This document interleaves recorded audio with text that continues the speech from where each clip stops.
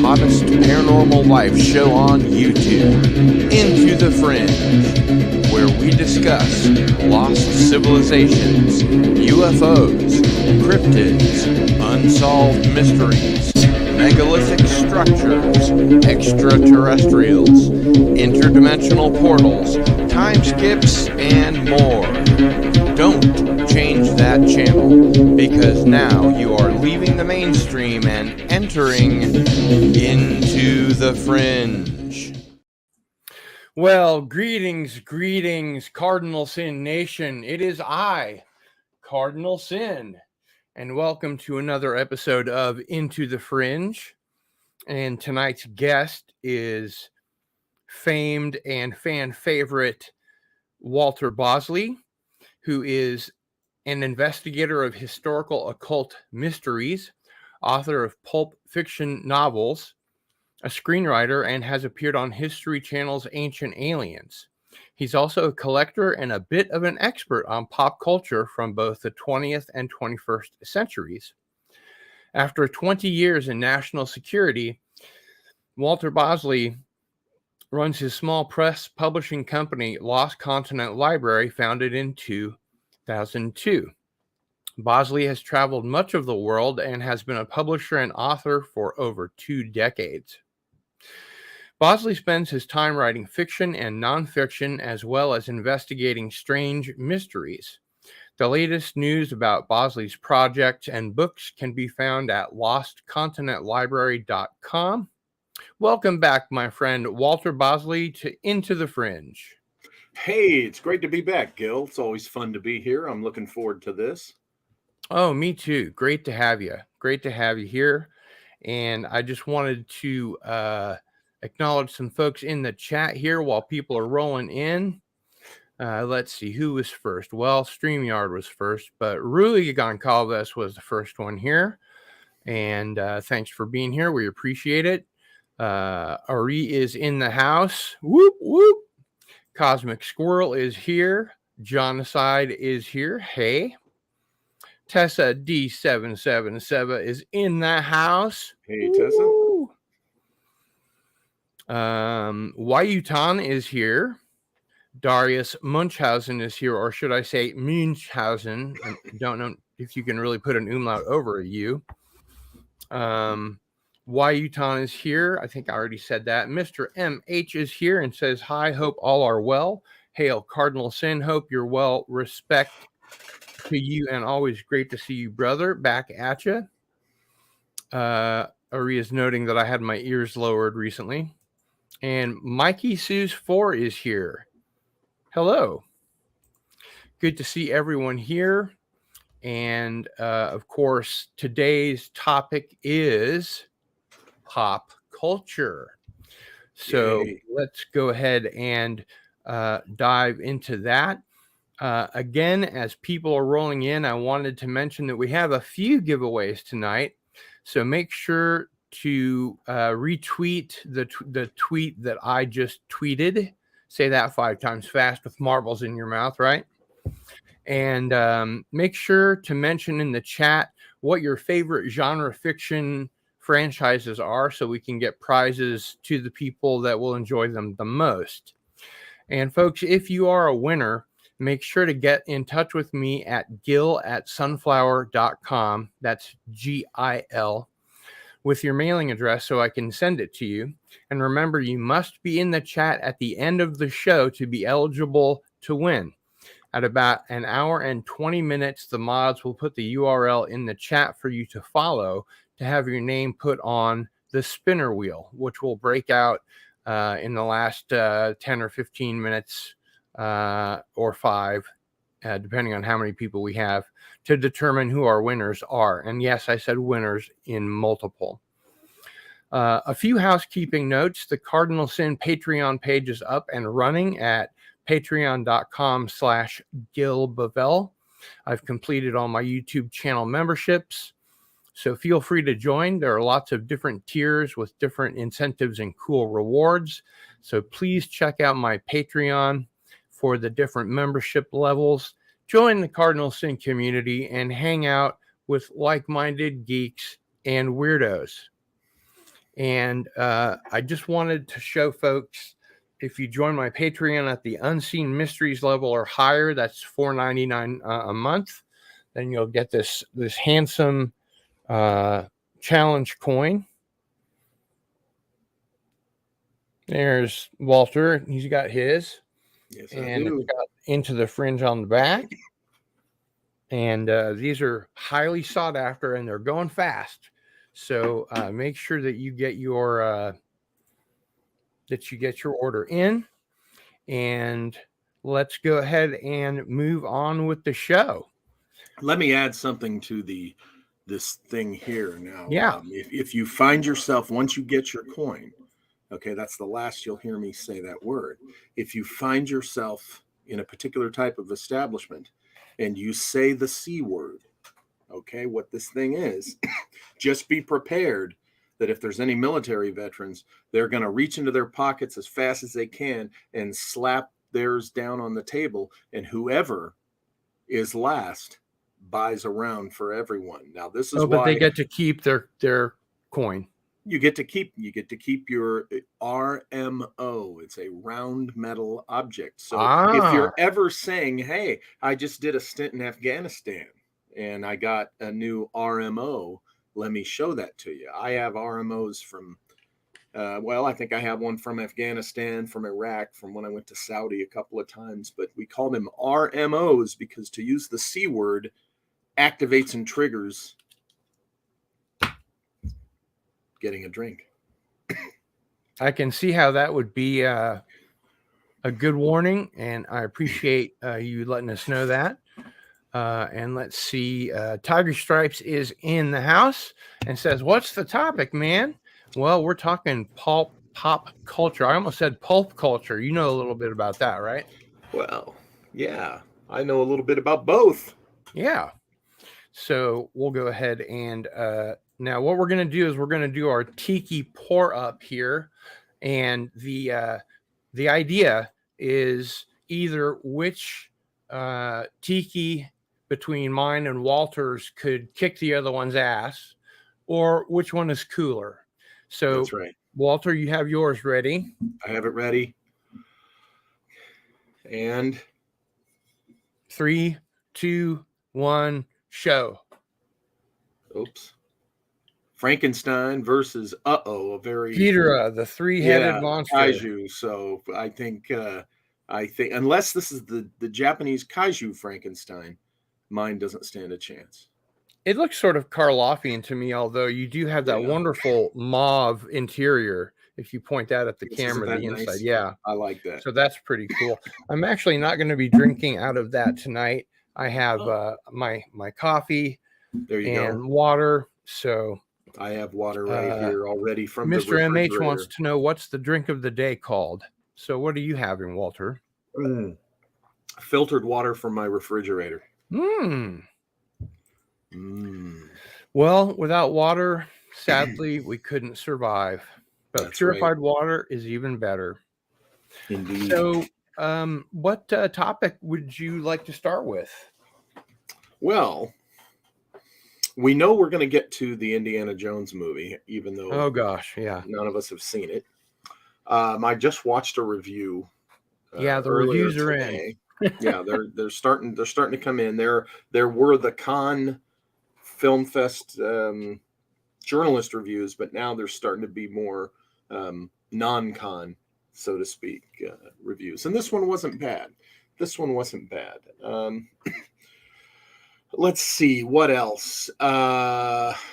There's a couple of model building guys that I follow have been talking about movie and TV show tie-ins with model kits.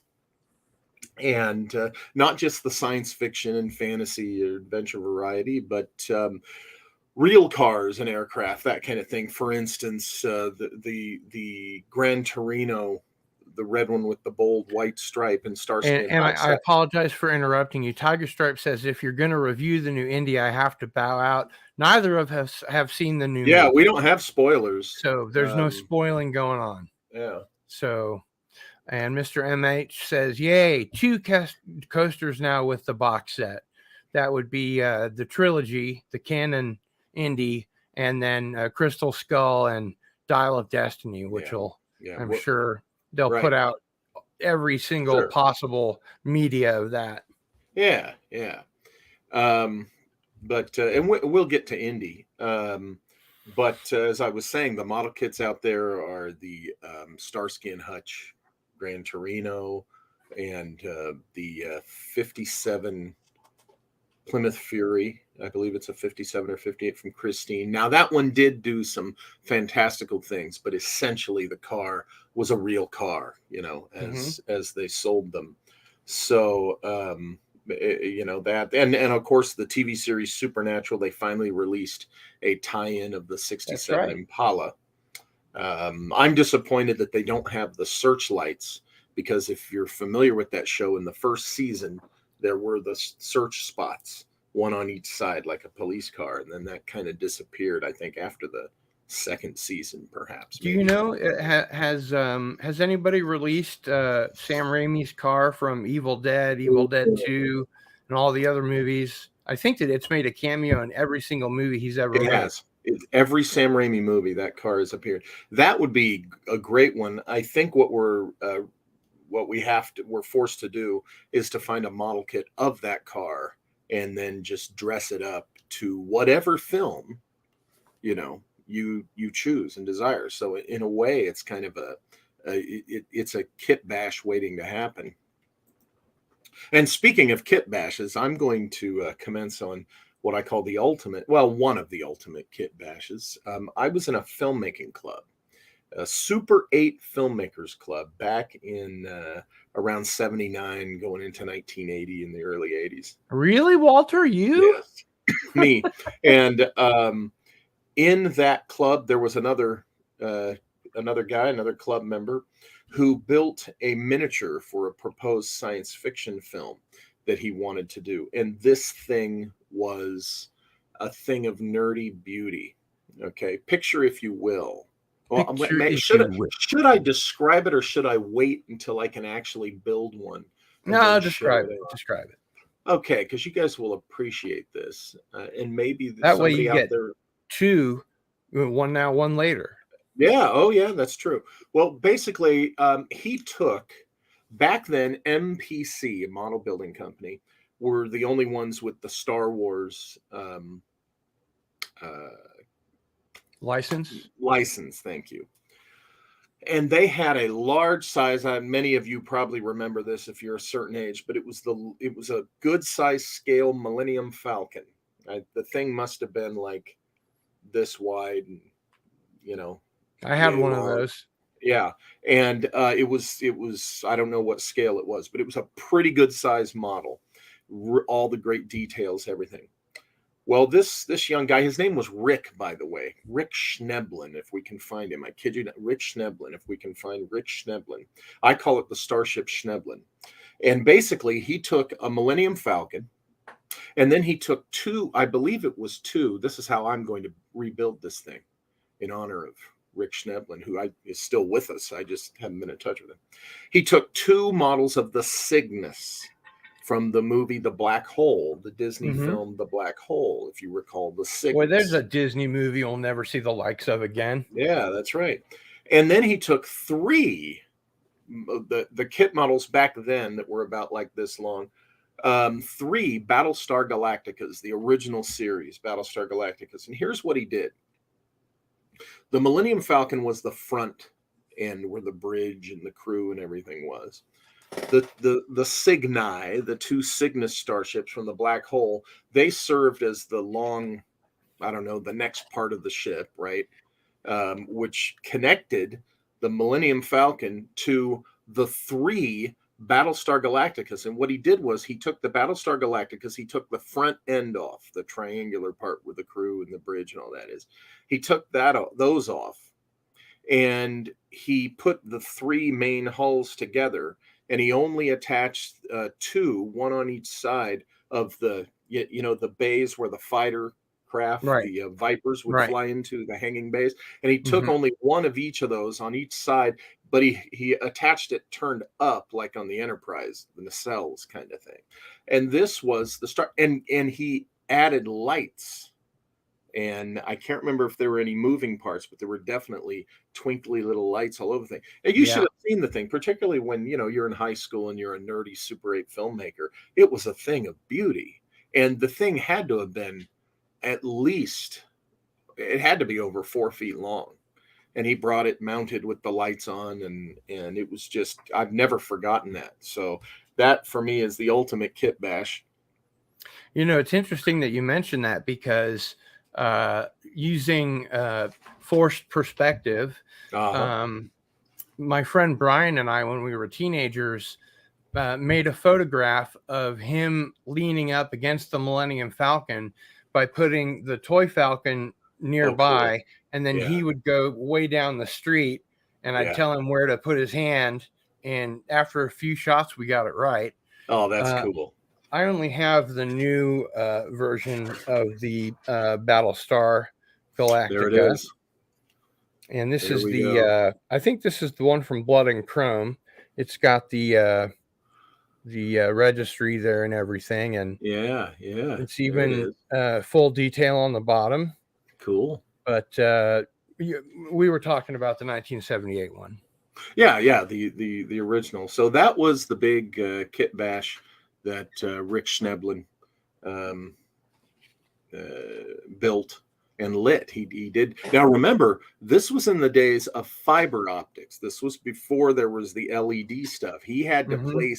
He had to place light bulb lighting kits throughout that model, okay, and then run the fiber optics to each little. I mean, today the lighting kits are a lot easier than they were back then, and he did that old style. I'd like to think that he's still got it and it still functions and hangs proudly in his home. But I looked at obtaining the various model kits, and it looks like it's prohibitive because the darned black hole craft, the Cygnus, you find those on eBay and they're like $350.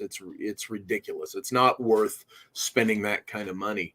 But somewhere out there, it's going to turn up, and there we go. It's just one more thing on my list of models to do, which I'll be catching up on here pretty soon, because one of my subscribers sent me practically a whole model building studio setup. The mat with all the lines and gauge numbers on it, and the sticks with the alligator clips that hold the little items that you paint, and it holds them Mm-hmm. to dry, and just all little blades and all sorts of stuff, so that I can get on that Bride of Frankenstein that I need to jump on this year. Boy, I can't wait. That's going to be the idea of doing the silver screen edition painting. Yeah. It just blew my mind, and the more I thought Ooh. about it, the more I was like, Yeah. yeah, Walter's right. This is going to look pretty cool. It's going to look cool, and I really want to do. I did my Creature from the Black Lagoon in color, but ultimately I want to do the rest of the classic monster series in that silver screen kind of look, because I already did a full color werewolf from Dark Shadows, so I could do the Lon Chaney one Nice. silver screen. So, but that's excuse me, that's the model building gab right there. I will be, one thing that I do, that I've started doing, I should say, I built a replica of a pickup truck my dad had when I was in junior high and high school, right down to I did the custom made rear bumper that he had on that truck.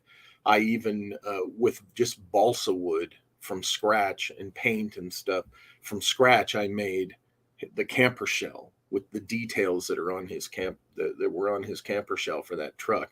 I did the interior the same exact color. I found the right color for excuse me, for the exterior, And what I'm starting to do is for my sister never watches these. So for my oldest sister, her birthday's coming up in August. I'm going to do a model kit of her first car, which was a 67 Malibu Classic Chevelle. Wow. 67, and she was only the second owner of it. She got it in 1976, which it seemed like a classic car to us, which it was, but it was only 9 years old when she got it from the original owner. But I'm going to build and paint a replica of that, her first car. Excuse me. Still getting over the remnants of the bad cold from a few weeks ago. You're sounding pretty good, but I noticed on yesterday's live stream that you sounded like you were kind of congested, and I'm having troubles with the allergies here in Lawrence, Kansas. It's, everything is just on 11, Yeah, we're having that too with the pollens. Hay fever, and you mentioned it. And if you've had a cold or anything, it gets worse. But my point with building these model replicas of actual cars from my family and things, I'm doing time phenomena experimentation, specifically memory theater stuff. And that is, the idea is for me to sit and with remote viewing type skills, focus on that pickup truck model of my dad's, which I'm even doing the custom side mirrors that he had on. I'm doing that out of balsa wood toothpicks and from scratch. I want this to look like a mini replica of my dad's truck. And like with my sister's car and on and so forth, specific airplanes that I've flown in my career. That way I want to do memory theater experiments to see if I can pull up vividly any specific memories, moments associated with when I was around these vehicles. So that's how I've taken my model building to the next level. Very cool. Very cool.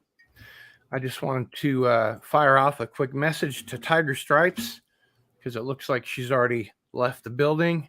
Oh. And we want to make sure and let her know that there will be no spoilers. Yeah. So hopefully she'll rejoin. Yeah, now, nobody's got any spoilers here.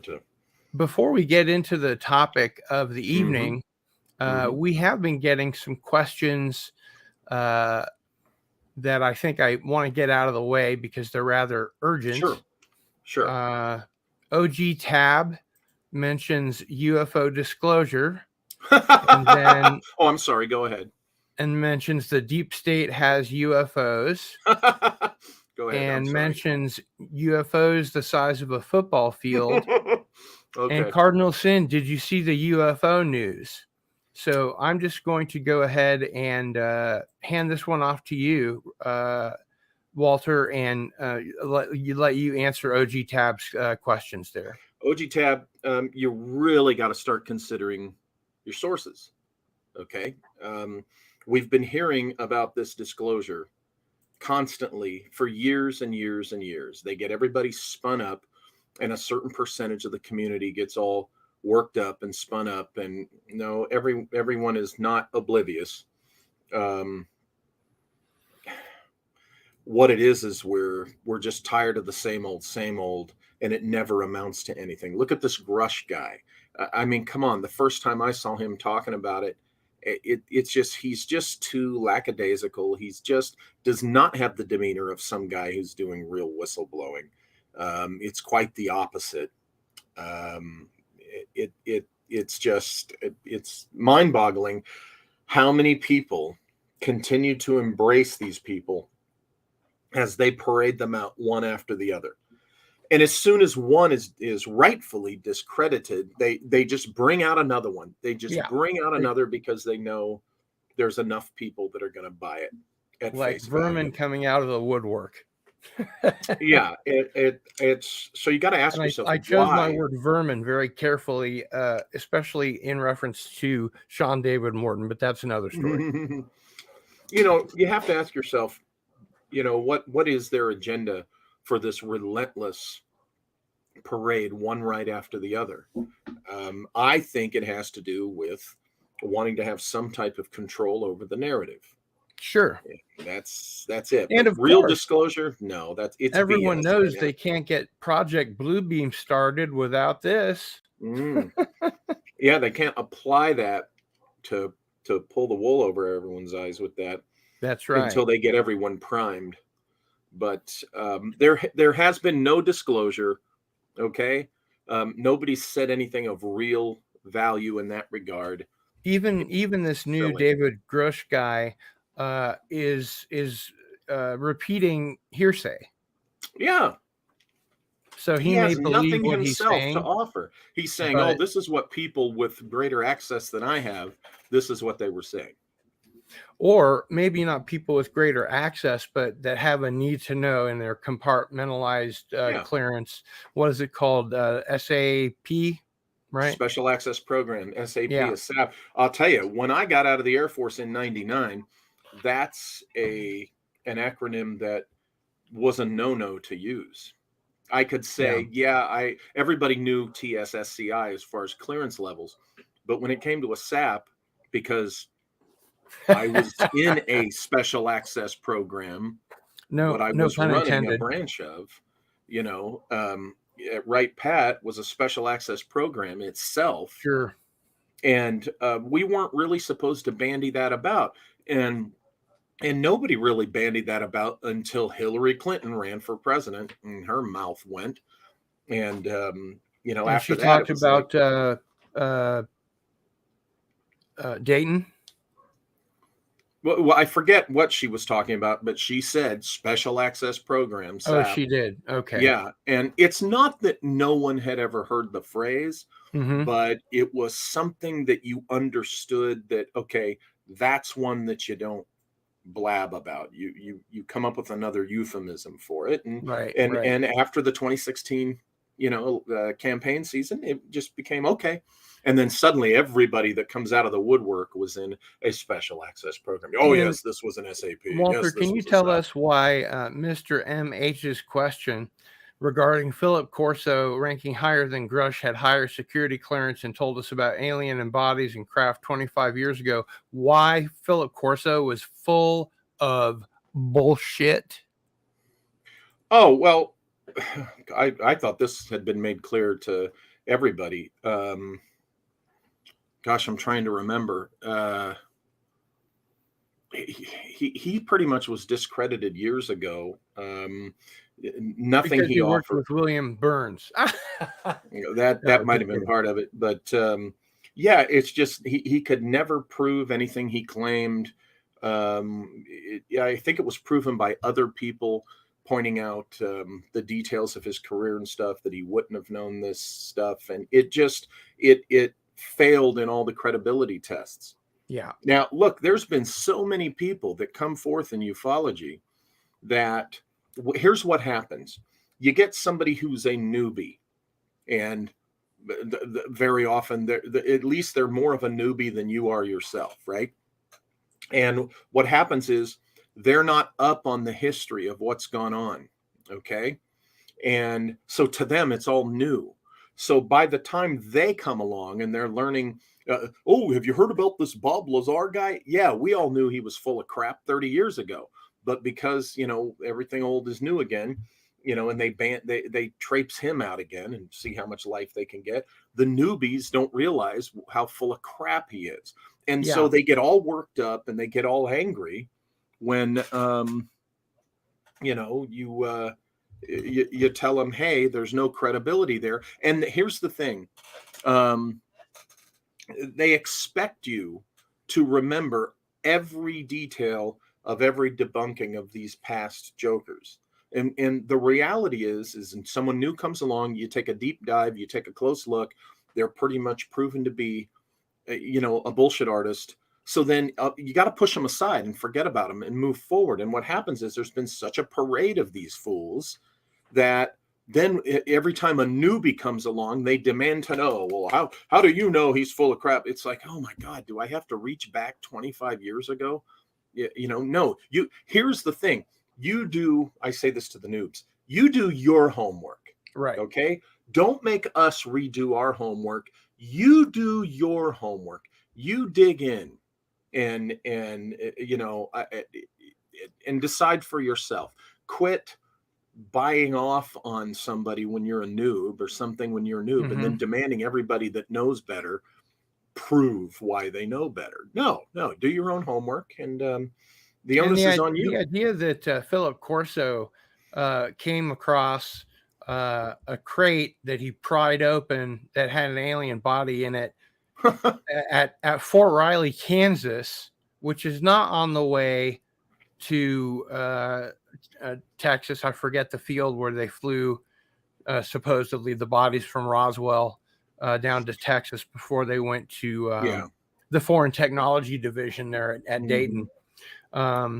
It's my opinion that Corso, was being a good soldier, and it's very possible. I'm not saying I know this for sure, but it's very possible that his whole book was just one last time being a good soldier to mess, or to be part of that perception management and control of the narrative at the time. So perhaps he was a disinfo agent, as Mr. MH mentions. Yeah, he could very well have been. And again, another question from OG Tab. So UFOs are real, and would the government have craft? They could. Well, that's an easy answer, right? Yeah, I never say that the government, doesn't have some type of retrieve craft, but it is certainly not to the extent that people past and present have and are saying. It's what happens is you get somebody who gets the ears and eyes of our community, and they get such a bunch of attention thrown their way because they're telling people what the people want to hear, and they get carried away. They start making their claims go beyond even their initial BS theme, and that's where they run into trouble. Yeah, and especially with people whose stories change and become more grandiose over the years. Yeah. I don't remember what the name of the guy from the Bentwaters incident was that had all the digital binary stuff. Burroughs? Is that John Burroughs? John Burroughs, yeah. Yeah, and that's nonsense too. And I don't know if anybody ever challenged him to bring up and show the binary. No, I don't remember it. Too many people are just willing to buy into it and believe it because it's fun and exciting, and they met him or something, or they talked to him, and so he I guess got away scot-free without having to say what it was the code said, because any first year computer science student can tell you what the binary, well, heck, any first year math student can tell you what the binary means. So it's my opinion that the whole Rendlesham Forest thing was an exercise. It was a base exercise, psyop exercise. All it was, especially when you notice that they were sent to investigate the landed UFO. Yes. With no either with no weapons. No weapons, or if they had weapons, they had no ammo. Yeah, they were told essentially to. My understanding is they were told to stow their weapons. They had none with them, and there was like some type of bleacher, like stacked seats, like you get at a local park or baseball field, and they had several of the personnel seated on a bleacher watching. I mean, come on, how much of a so all 200 hours of Corey Good I listened to last week was all for naught. No, yep, that's right, Russell. That was for nothing. That's 200 hours of your life you will never get back, as they say. And Yutan says, I think the guy, I assume he's talking about David Grush, is an unwitting pawn in his disinformation campaign. People told him this stuff on purpose, knowing he'd run his mouth. Yeah, you know that's a very good point. Yeah, that's a very good point, because he could have been the unit idiot. Okay, the unit fool, and they did exactly that to him. And now they're just laughing their asses off at this guy. Look what he did. Oh my God. Well, and I mean, even if he's saying things that people told him in earnest, mm-hmm. It's not anything we haven't already heard in the UFO community 1,000 times before. And there you go. Well, we have crash retrievals and live and dead alien bodies and da da da da da. You know, I mean, how I remember I got into UFOs, so to speak, when I was when I was a really young kid. For some reason, I gravitated toward the paranormal section of the children's library when my mom started taking me to the library, and I would check out like 24 books, which I think was the max allowed. And then 2 weeks later, we'd bring them back, and I'd read all those, and I would get more. And it didn't matter what the subject: Bigfoot, psychic phenomena, ESP, whatever. And now it's pretty much just down to UFOs and Bigfoot. And your input has been really instrumental for giving not only me, but many people that have followed your work a better idea of what this picture kind of really looks like. Yeah, I have to, I mean, for purposes of, I've seen a UFO. I had a UFO experience in December of 2014, and my UFO experience had nothing about it indicated extraterrestrials at all. Nothing about it. It was something weirder, I guess you'd say, something even more personal than an ET experience. And it was witnessed by another individual too, even though that had a lot of personal implications for me. There was another witness there. I believe you've even gone on record here on this show with that information. Yeah, I've talked about that sighting here. So I believe in UFOs. I believe ETs exist and have come to this planet and do come to this planet. Certainly can. My point. You don't rule out the ETH altogether. Oh no, that to me that would be foolish and illogical. Of course, there's ETs. That just makes sense. But here's my thing: is, excuse me. I don't buy into every claim and every story that comes down the pike, and neither should anyone else, because in our community, there's too much foolishness. Here's the other thing, and this is a good rule of thumb. Any real whistleblower on this stuff, okay, they're not going to bring it to the UFO community. They're not going to bring it to the media, and I hate to burst anyone's bubble. We don't matter. The UFO community doesn't matter in the big picture. Not at all. Okay? It's of zero consequence. Of no consequence. A real whistleblower, they're going to go to, like it or not, for better or worse, what we call the mainstream media. They might even go direct to the internet and just release what they have. New York Times. Politico. And they would do it all at once, and they would release the evidence they have immediately. There would be none of the crap that goes on in our community with, they go on this radio show or they go on that radio show and they talk in vagaries and they say, well, I can't say it. They act just like Lou Elizondo. They act just like this Grush guy. They act just like Bob Lazar. They act just like Richard Doty. And on and so forth. Oh, man. I couldn't believe seeing Richard Doty was on, I think it was the Mega UFO Conference panel. He was one member of the panel, and I can't believe they're giving this guy oxygen. Speaking of wild-eyed believers, Mr. MH says, Cardinal Sin, would you say Linda Moulton Howe is the biggest spreader of mistruths then in the UFO community as she latches on to stories, many of which may have been used as disinformation? I think Mr. MH has hit it right on the head. Yeah. He nailed it. It's too bad that she has embraced and promoted things, the things that she has in recent years, the Antarctica stuff being one of them. Because that essential scenario I heard about in the 90s and was told that it happened in around 1960. I really think that she started out as an important journalist. She won a regional Emmy for her work in, I believe it was Colorado.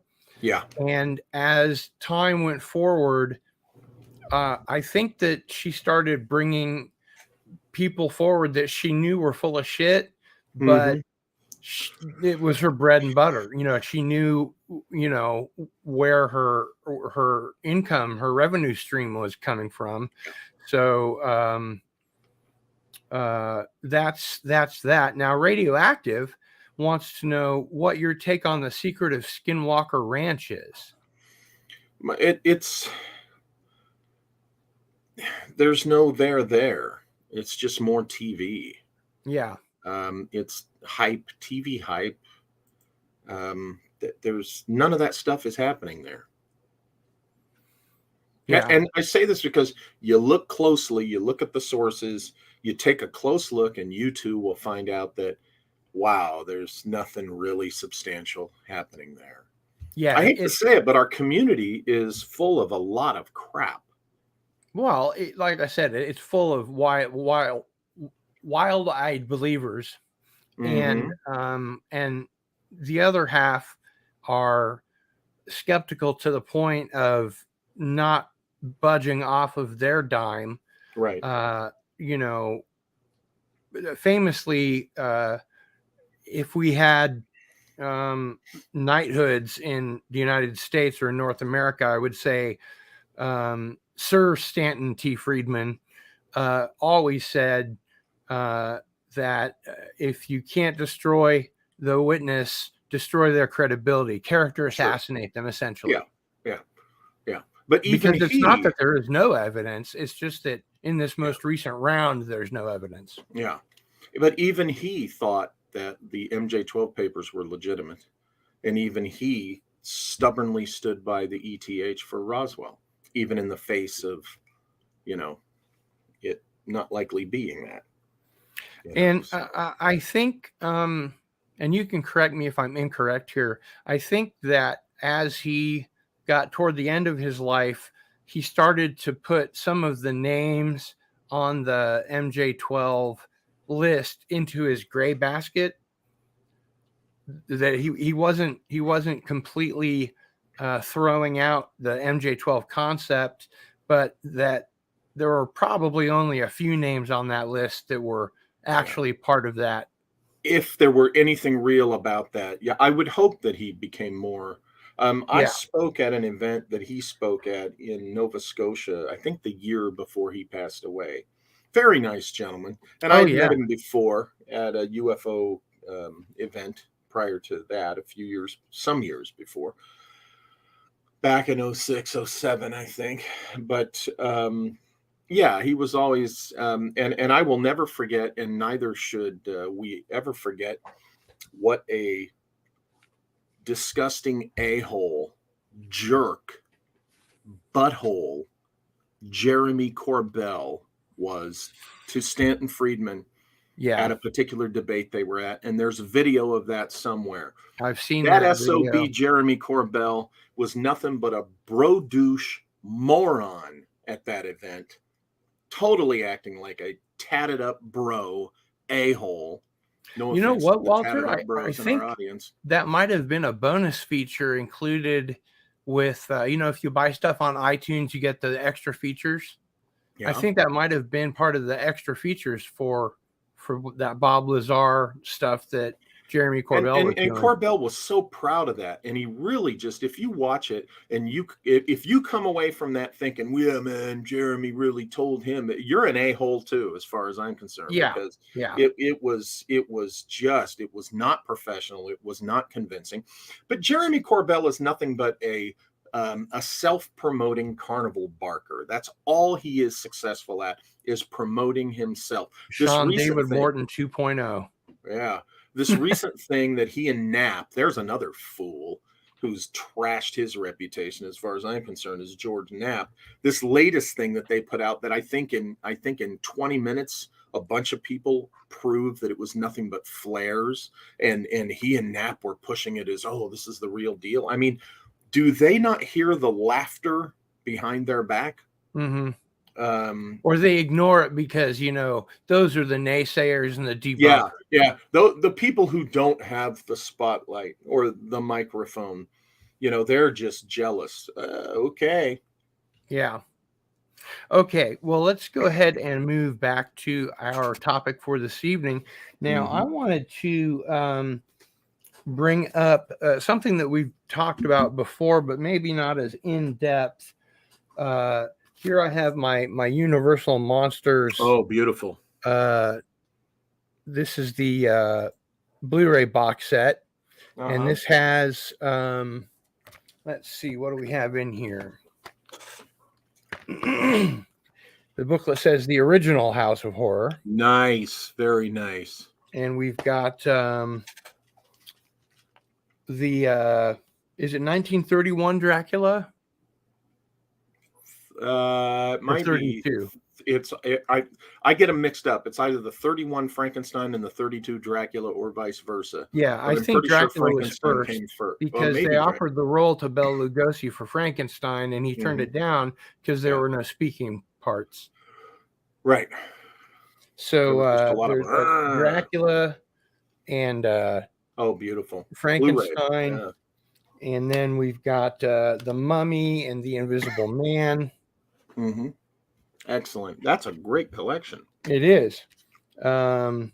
We've got the Bride of Frankenstein and the Wolfman. Yes. There we go. I'm wearing my Bride t-shirt tonight. And then we have the Phantom of the Opera, and of course the Gill Man. Yes, the Gill Man, Black Lagoon. Yep, the Gill Man. And I love the original logo that they put before the film. Yeah. Oh, nice. That is just too cool. But I noticed that they didn't go far enough, and so I grabbed myself a copy of the Mummy collection. Yeah, because I wanted to. I kept saying, "Are you my mummy?" And so this one's got, of course, the original Mummy, which I watched last night. Oh, it's wonderful. And it's an amazing film. We've got the Mummy's Hand, the Mummy's Ghost, the Mummy's Curse.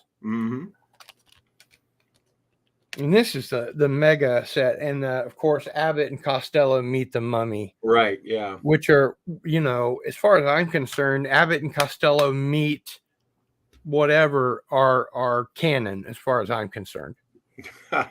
Well, yeah, in fact, they are considered such because they were done by Universal. They had most of the original stars in them, and they were done in the style and on the sets and everything. So they are canon. And I'm going to just take the opportunity to show off my Steelbook set of many of these films. Is Dracula's Daughter in that collection? No, it's not. That's a classic one to have. Although I do have Jesse James Meets Frankenstein's Daughter, or Dracula's Daughter. This one's the 4K and the Blu-ray with Colin Clive, I think. Colin Clive. And I've got a little frog in my throat as well. Between the two of us, we're going to be easy to listen to tonight. And of course, you have I Am Dracula. Oh, nice. And one question I wanted to ask you was if you'd seen the Spanish language version of Dracula. Yes, I have it. I've watched it a couple of times. If you think it might be better. There is talk about that. There are I'm going to say it's different enough that it's worth having. There are little moments and little shots that, oh, wow, that's cool. That's not in the original. There was talk about how the costumes were racier on the women, but the actresses, but I'd have to watch it on my big screen to notice, have you ever seen the 1933 King Kong in a theater? I have not. Oh boy. I think if TV screens at home had been that big, there would have been a lot of moms not letting their sons watch King Kong. because I remember my son was like 12 or 13 when I took him to see it on the big screen. I'd never seen it on the big screen. And you're watching this and you're going, oh, Faye, all right. Okay, they're not kidding. There was nothing underneath Right. Yeah. those clothes, and Just a little it's negligee. pretty obvious. And but Yeah. here's the interesting thing. Aside from that, the lady who doubled for Fay Ray in the Empire State Building scenes, those wide shots where you see her and you're not going to Bruce tell me it was Cabot. actually a stunt man. It was Fay Ray's double in the wide shots where they're standing like clinging to the top of the Empire State Building, walking on that ledge. And those shots were this other actress, and she was there to present the screening. She was 90-something years old. Oh, it was totally cool because, I mean, she was like the only person living by that time who had worked on the 33 King Kong. But cool. Those movies back then, particularly before the code, there was more nudity than people realized. There was a lot of sheer costuming, and in the Spanish Dracula, I think there is some of that. But I'll just say, I don't know the brides of Frankenstein may be topless, or the brides of Dracula. Of Dracula, I'm sorry. The Spanish version, you mean? Yeah. I'll have to watch that again. I don't recall that, but it is possible. I don't know how I would have missed that, but Dracula's daughter, of course, had the serious lesbian overtones there. Right. But the Spanish Dracula is definitely worth having a copy of. It is different. I prefer Lugosi's performance over he's the king, absolutely. Yeah, over the actor that's playing Dracula. The Spanish language actor playing Dracula is a little bit too much like Nicolas Cage, hamming it up. Have you seen Renfield? Yes. Did you like it? Yeah, it was fun. I thought it was a fun film, and by playing Dracula straight, it made Nicolas Cage's role so much funnier. Oh yeah. And the way that he was beating Renfield around, it made me want to watch more of What We Do in the Shadows. Mm-hmm. And speaking of shadows, I also have my my Wolfman Steelbook here. There you go. And it's got the 4K and the Blu-ray. I think a lot of people do not realize that the saying that Lawrence Talbot says in that movie was made up by Kurt Siodmak, the screenwriter. Right. Yeah, Kurt Siodmak made that. That's not from actual lore. And then, of course, there's always The Invisible Man. I've never been a fan of that film. And it's certainly no fault of Claude Rains, because was a great Claude actor. Rains is always amazing, but The Invisible Man is one of those that just never didn't hook you. Yeah. Although the technology at the time for the special effects was outstanding. Sure, that's impressive. Absolutely. Yeah. And what else do we have here? I brought something I don't think I've shown on the channel before, the Lovecraft 5-disc collection. Ooh, nice. And this includes, of course, Reanimator. Yeah. Herbert West. And I think this is Bride of Reanimator. Mm-hmm. And this could be House of Reanimator. Not House, I'm sorry. Beyond Reanimator. Mm-hmm. And then they also included Stuart Gordon's From Beyond. Oh, nice. Yeah. Okay. And I thought a great idea was they included the most recent Color Out of Space with Nicolas Cage, which I thought was really good. Yeah, it was pretty good. One of the few films based on Lovecraft that I think approached it the right way. They got it right, yeah. And when I was researching that before, I think I pre-ordered it.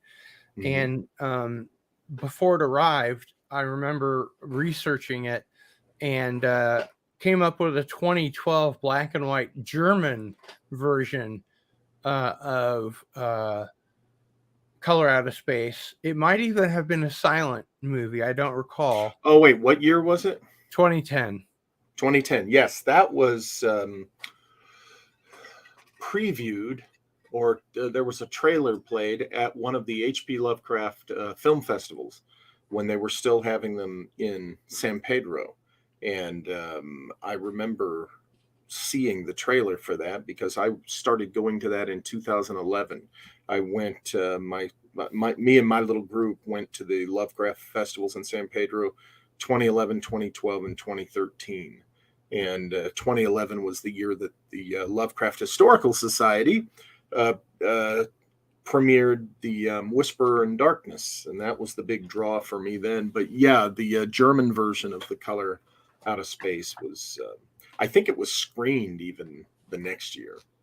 I have here my certificate of insanity from the HPLHS.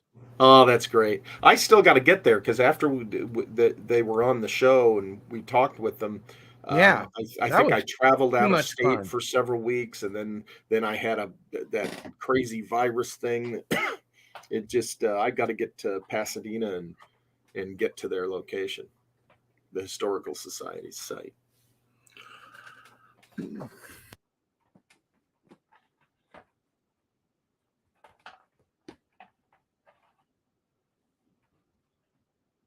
Got to be really careful about where you hang that. Okay, so let's talk a little bit about, since we were talking about the H.P. Lovecraft Historical Society, they, of course, released The Call of Cthulhu as a silent film. Oh, yes, a And big I believe inspiration. it's also black and white. Yes, it is. Did this have any influence on the movies that you make? Yes, absolutely. When I first saw or learned about the Call of Cthulhu, their silent version, it was, I want to say, somewhere around 2007 or 8. And I loved it. I thought, wow, this is a great idea to do it as a silent film, like 1920s style. And, it was very intriguing and a lot of fun. But it was in 2011, I decided that I wanted to do a big film project. It was when I went to see The Artist, if you recall, the film that won Best Picture at the Oscars. And it was a black and white silent period piece, The Artist.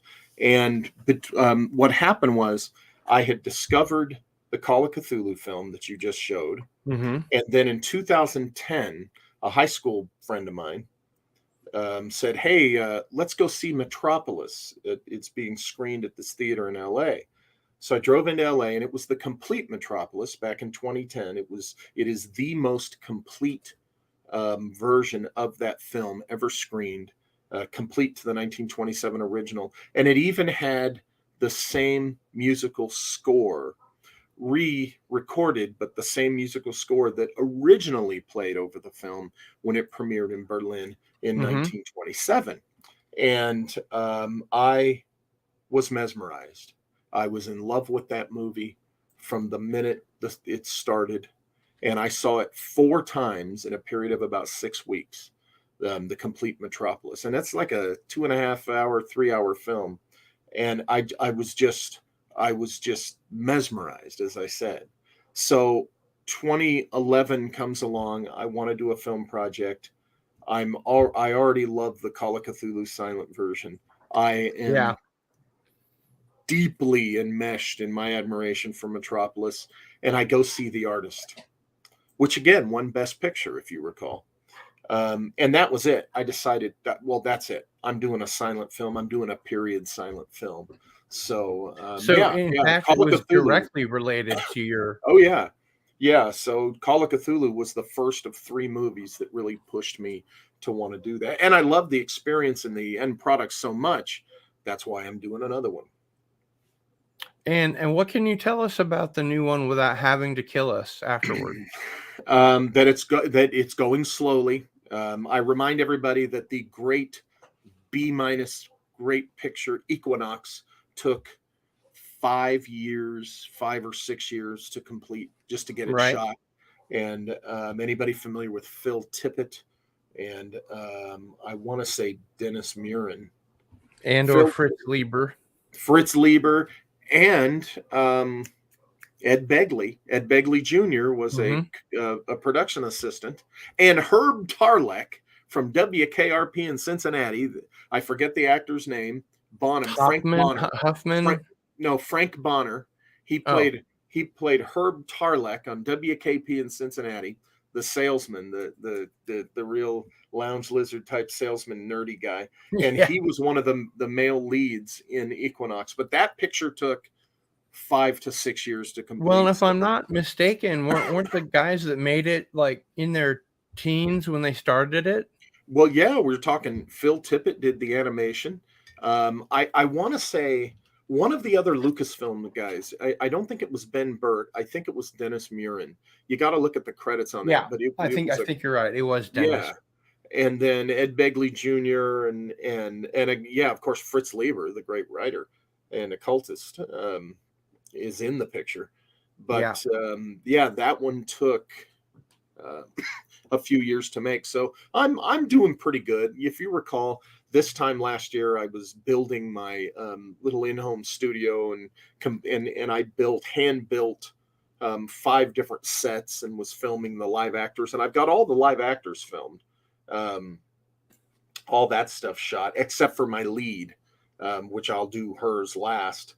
Uh, but the rest is animated. The rest is stop motion animation. So pretty soon here, I will be ready for the first the first scene that will be shot in animation. It's not the first scene of the film, but it's the Are all of easiest set your to build. actors involved with principal photography? Is that all in the can? Yes, all but the lead. There's stuff that I have to shoot with the lead that requires location shooting. Right. But everything else with all the other actors was on sets, on soundstage, which my soundstage was a section of my house, which I commandeered last year for several months. And I built a big, huge wooden framework box upon which I hung the various materials to make the walls of each set, which I designed and Yeah, decorated. Did all of it myself.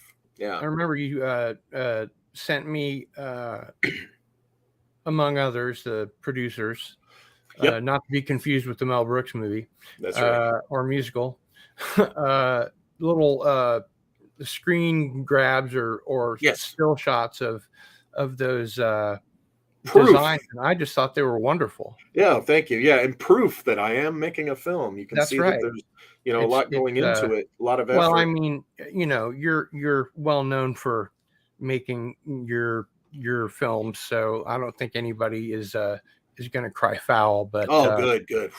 just in case they do, I do want to say this: when the picture is completely in the can, when I'm satisfied it is completely shot, and I don't need certain props and things anymore that I've created by hand from literally cardboard and paint and glue.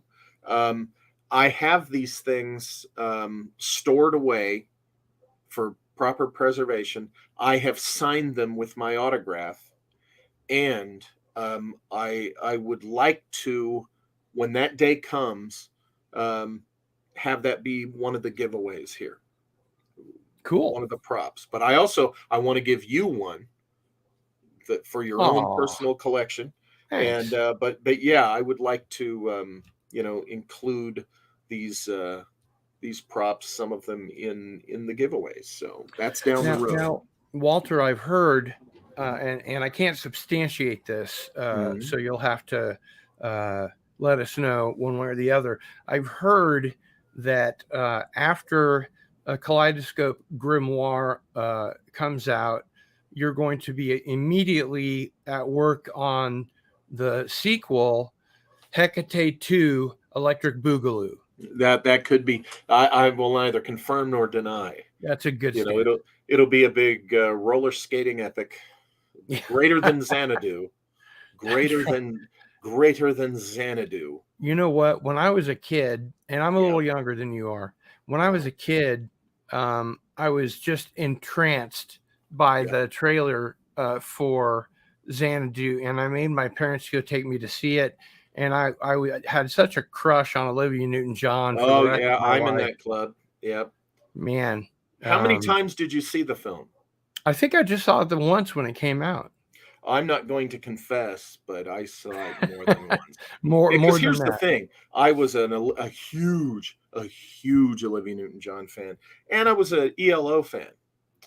And though the film was clearly disappointing in certain aspects from the get-go, it was okay enough for me to go back and see it Didn't more than didn't once. the soundtrack album actually chart?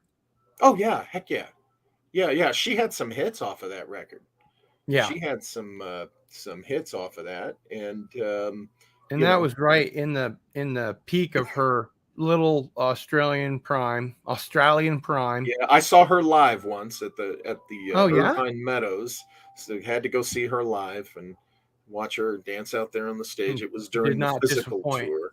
It did not disappoint. Of course, I was a big fan at the time, the big crush. So Yeah. yeah, Hey, Xanadu. you It's can't funny. It's funny. You mentioned when you were showing the Universal films, you were showing that they showed the old logo with the old airplane flying. Okay, Mhm. if you recall in Xanadu, the movie opens with the old Universal logo. It shows the biplane, then it Mhm. shows a 1940s plane, then it shows a more modern, like a Wow. 707 jet, and then it shows the Concorde, and the Concorde starts going faster and I faster. did not know that. Yes, yeah. So I know my Xanadu. Let me The tell more you watch Into the Fringe, the more you know.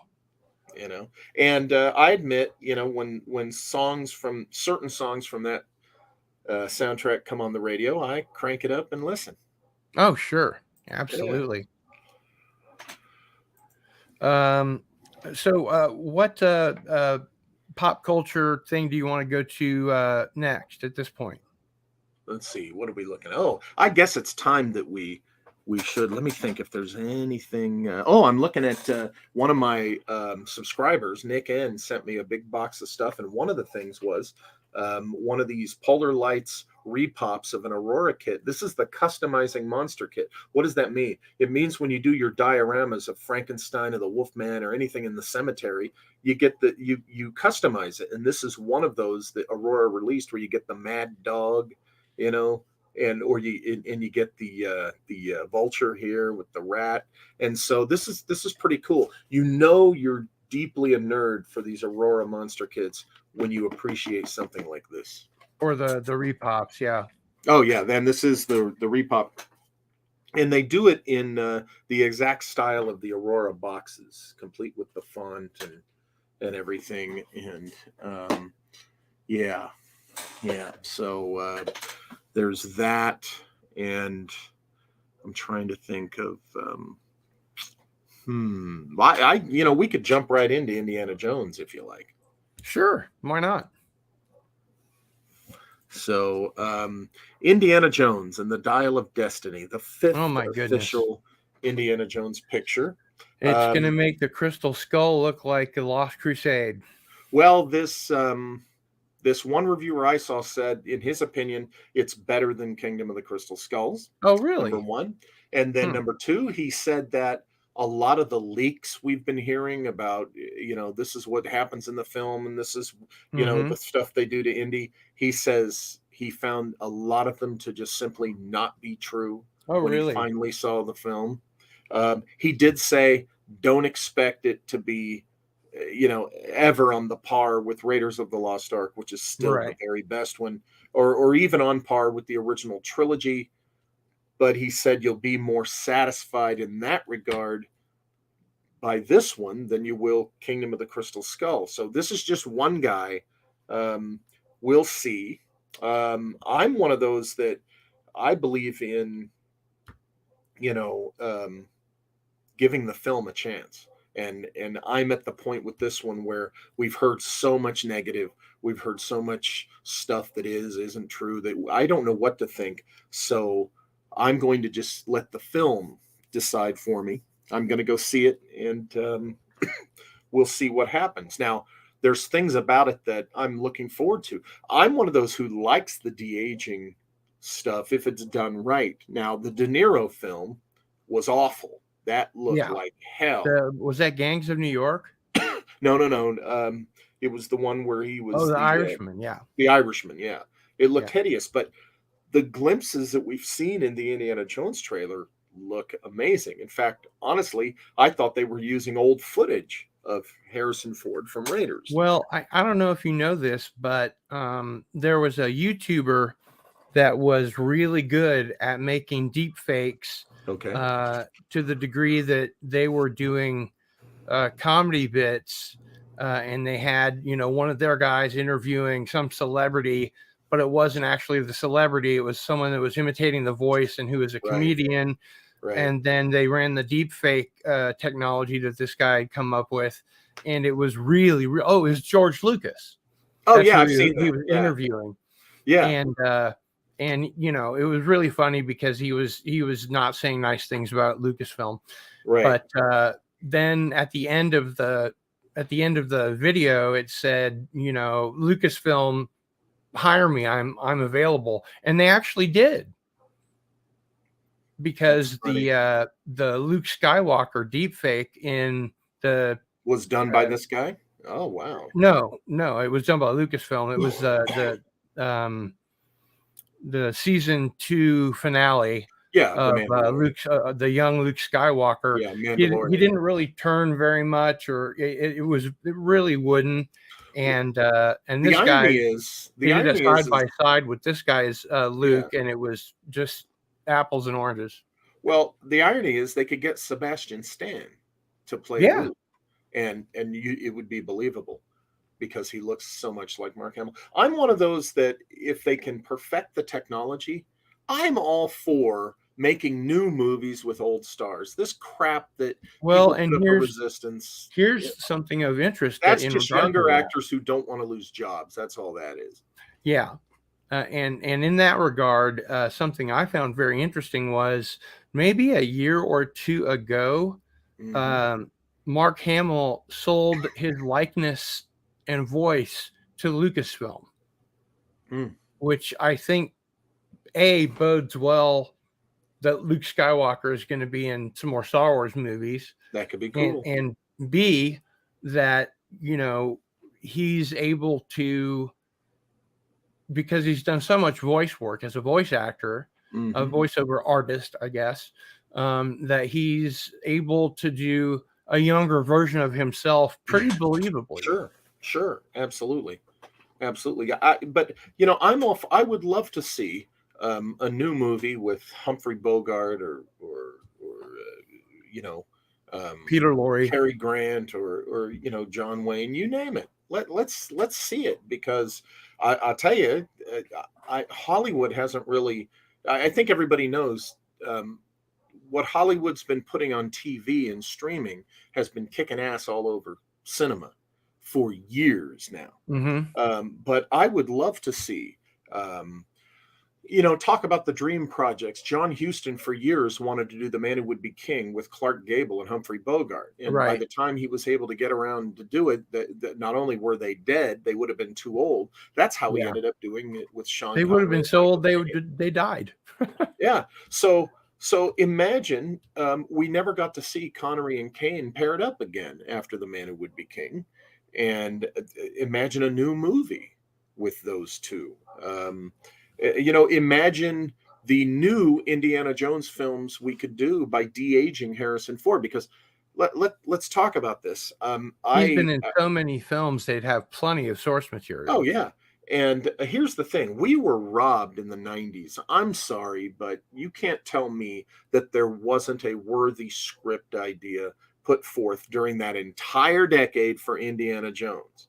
And if they really gave Harrison Ford that much say, they made a huge mistake, because we should have had at least 2 Indiana Jones films in the 90s when I Harrison Ford agree. was still in his late 40s and in his 50s, and it would Yeah. have been fantastic. Yeah. We could have had, by Crystal Skulls, there could have been one in between Crystal Skulls and the last one in the 90s. So we should have had at least 3, could have had 4 additional Indiana Jones films starring Harrison Ford.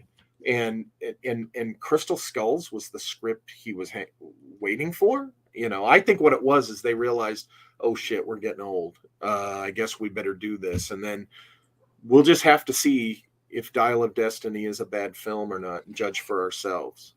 I'll definitely wait until it comes out on streaming because I'm early going to see it opening day in LA with my son and my nephew. and more power to you. I think that all movies should be seen in a cinematic environment.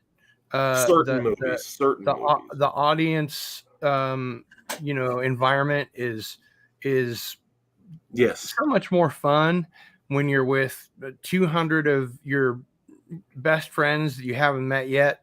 That's right. And the sound and Ari and I went to I don't know if I've shown you before the photograph that I have of Forrest J. Ackerman signing my Laserdisc of Frankenstein because apparently cool. he had some extra material that hadn't been included in the documentary, the first remake that they made for home video. Oh, okay. But his material did appear in the Laserdisc. So Ari took a photo of me, having cool.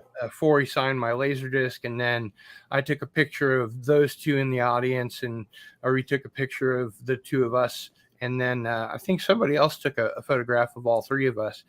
The really interesting thing about that was he was hosting this week-long film festival that was called Area 1952, and it was all science fiction and horror movies from 1952. Oh, that's cool. And the one that we were there for was The Man with the X-Ray Eyes, and it was the first time that this particular theater, I believe it was called the Englewood, had a break, and they had to issue refund tickets for any movie. And I just scrapbooked that because it was the only one that ever existed. But it was still a great time. I have to, you mentioned Forey, makes me think of certain things. I have to plug a certain movie and maybe start a movement out there in our nerd horror movie culture. There is a picture titled House of the Wolfman, and it was done by My Way Pictures back in 07 or 08, maybe 09, somewhere around, I think 07 or 08, directed by Eben Magar. Now, his brother John was the producer of My Way Pictures, and they were going to make me immortal in B movie land because they loved My Secret of the Amazon Queen. And they committed to, John Magar committed to that being their next picture. He brought me down to their offices, introduced me to everyone, introduced me to their set builder who was going to build the sets. Everyone at My Way Pictures was excited. Then he had me get in his pickup truck with him, and we drove across the street to Paramount Studios through one of the famous tall gates. And the guard, come on through, Mr. Magar. And he took me over to the distributor's office, and oh my God, they were shaking my hand, practically kissing my ass, telling me how much they loved Amazon Queen, Secret of the Amazon Queen. And how really? They said, we can sell this. This is going to be a fun movie. Cool. Well, 9 days after that meeting, John was tragically killed by a drunk driver, an asshole drinking at 9 o'clock in the friggin' morning, getting behind the wheel of a car. Not good. Man, that's rough. Not good. And especially, when it has to do with you getting this close, to getting something done. It was very close, but that's how I got to meet them and everything. And I got invited to the DVD release party for House of the Wolfman, and that was when I first saw the whole picture. And it is a lot of fun. It's shot in the black and white 1940s style. It has the Wolfman, Dracula, and Frankenstein. It even stars Lon Chaney Jr.'s grandson, Wow. Ron Chaney of Chaney Entertainment. Wow. And Ron? it's I've never it's heard of him. yeah, it's a fun picture. Daniel Roebuck is in the film, and I stood there drinking beers with him half the night at this party. Yeah. And Daniel Roebuck, of course, has played Grandpa in the so-so Rob Zombie Monsters. There it is, House of the Wolfman. Yep. And I'm telling you, if you guys can get your hands on this DVD, this picture, seriously, it's a fun movie. And if you love the Universal horror films, House of the Wolfman, let's turn this into a thing. I don't know how many, My Way has sold of that, but we kind of, we need to make this a thing, House of the Wolfman. And I don't know, maybe sometime we could even do a viewing and with you and me and have a whoever watch else. party. Yeah, have a watch party. Yeah, we can do that on Gizmo. Because it really it's a cool picture, and I totally have faith that they would have done one hell of a fun. That's right, Radioactive. One hell of a fun version of My Secret of the Amazon Queen. And by the way, Joseph Farrell was going to make a cameo in Secret of the Amazon Queen. Oh, wow. It takes place pre-World War One, and there's a Zeppelin, and the Zeppelins had the little patrol aircraft, right? Little biplanes connected to them, just like in Indiana Jones and the Last Crusade. And Joseph Farrell was going to be the pilot of that little biplane. We were going to have a set, and the fan blowing. He's going to have the scarf and the leather flying helmet. The goggles. Yeah, the whole thing. The goggles, and so you wouldn't really be able to tell it was him. Sort of, yeah. If you know him, it's going to him. But here was one of my big dreams of stunt casting. I swear to God, I was going to beg, if I had to, for the Zeppelin commander, very Prussian looking, guy. For the Zeppelin commander, I was going to go to John Waters and beg him to appear in a cameo as the Zeppelin commander in Secret of the Amazon. That'd be great, especially if he had the riding boots and the crop, and everything. I have a feeling John Waters would have done this picture. Oh, totally. He would have totally enjoyed it. And there we go. For people that haven't seen Secret of the Amazon Queen, is it just a T-shirt, or did you finish the film? Oh, no. Never was able to finish the film. I had a producer after that. And if you remember, during late 2008, when the economy went down the toilet and all the millionaires were holding on to their money, he had committed earlier that spring to producing Secret of the Amazon Queen as a low-budget picture, and he insisted that I direct it. So I was going to have a serious directorial debut with a movie that between he and another producer, it was going to have a budget of, I think, $1 million or $1.5 million. I was really excited about this. I had already been talking with. Did you see The Hangover 2? I haven't seen the first one. Yeah, in The Hangover 2, they go to Thailand. Those of you who have seen it, what happens to Stewie over in Thailand. I can guess. He encounters a transgender performer, and he has an encounter with her. And this, of course, is the Secret of the Amazon Queen. And Yasmin Lee had committed to she's in The Hangover 2. She plays that character that does that to Stewie. And she was going to be one of the Amazon soldiers, the Queen's guards. Wow. Secret of the Amazon Queen. And at that time, she had just finished The Hangover 2. It hadn't been released yet. I met with her in LA, and she was excited about the part. Her agent loved it. And it was going to be a really interesting picture.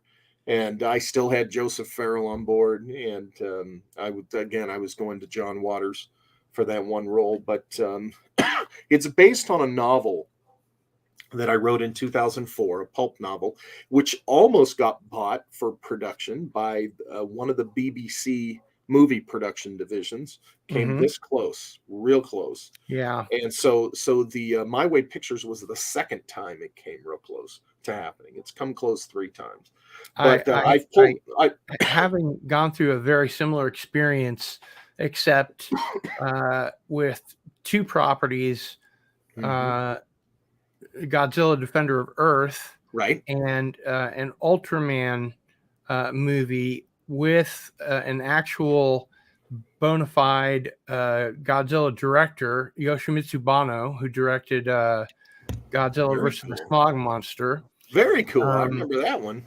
I my little group, my cadre, if you will. Hmm. I was the head writer and would be showrunner, and I had a connection that worked at the Sci-Fi Channel, Hmm. and he said he'd be able to put our pitch document, our portfolio, Yeah. on the desk of Bonnie Hammer, who Oh was the wow. president of the USA Network and owned the Sci-Fi Channel at that Oh time. wow. Yeah. And not only did he do that, but she sent it back with a letter saying how much she liked it and please keep sending ideas. But That's it didn't work important. for whatever reason. Yeah, that's important though to get the invite back.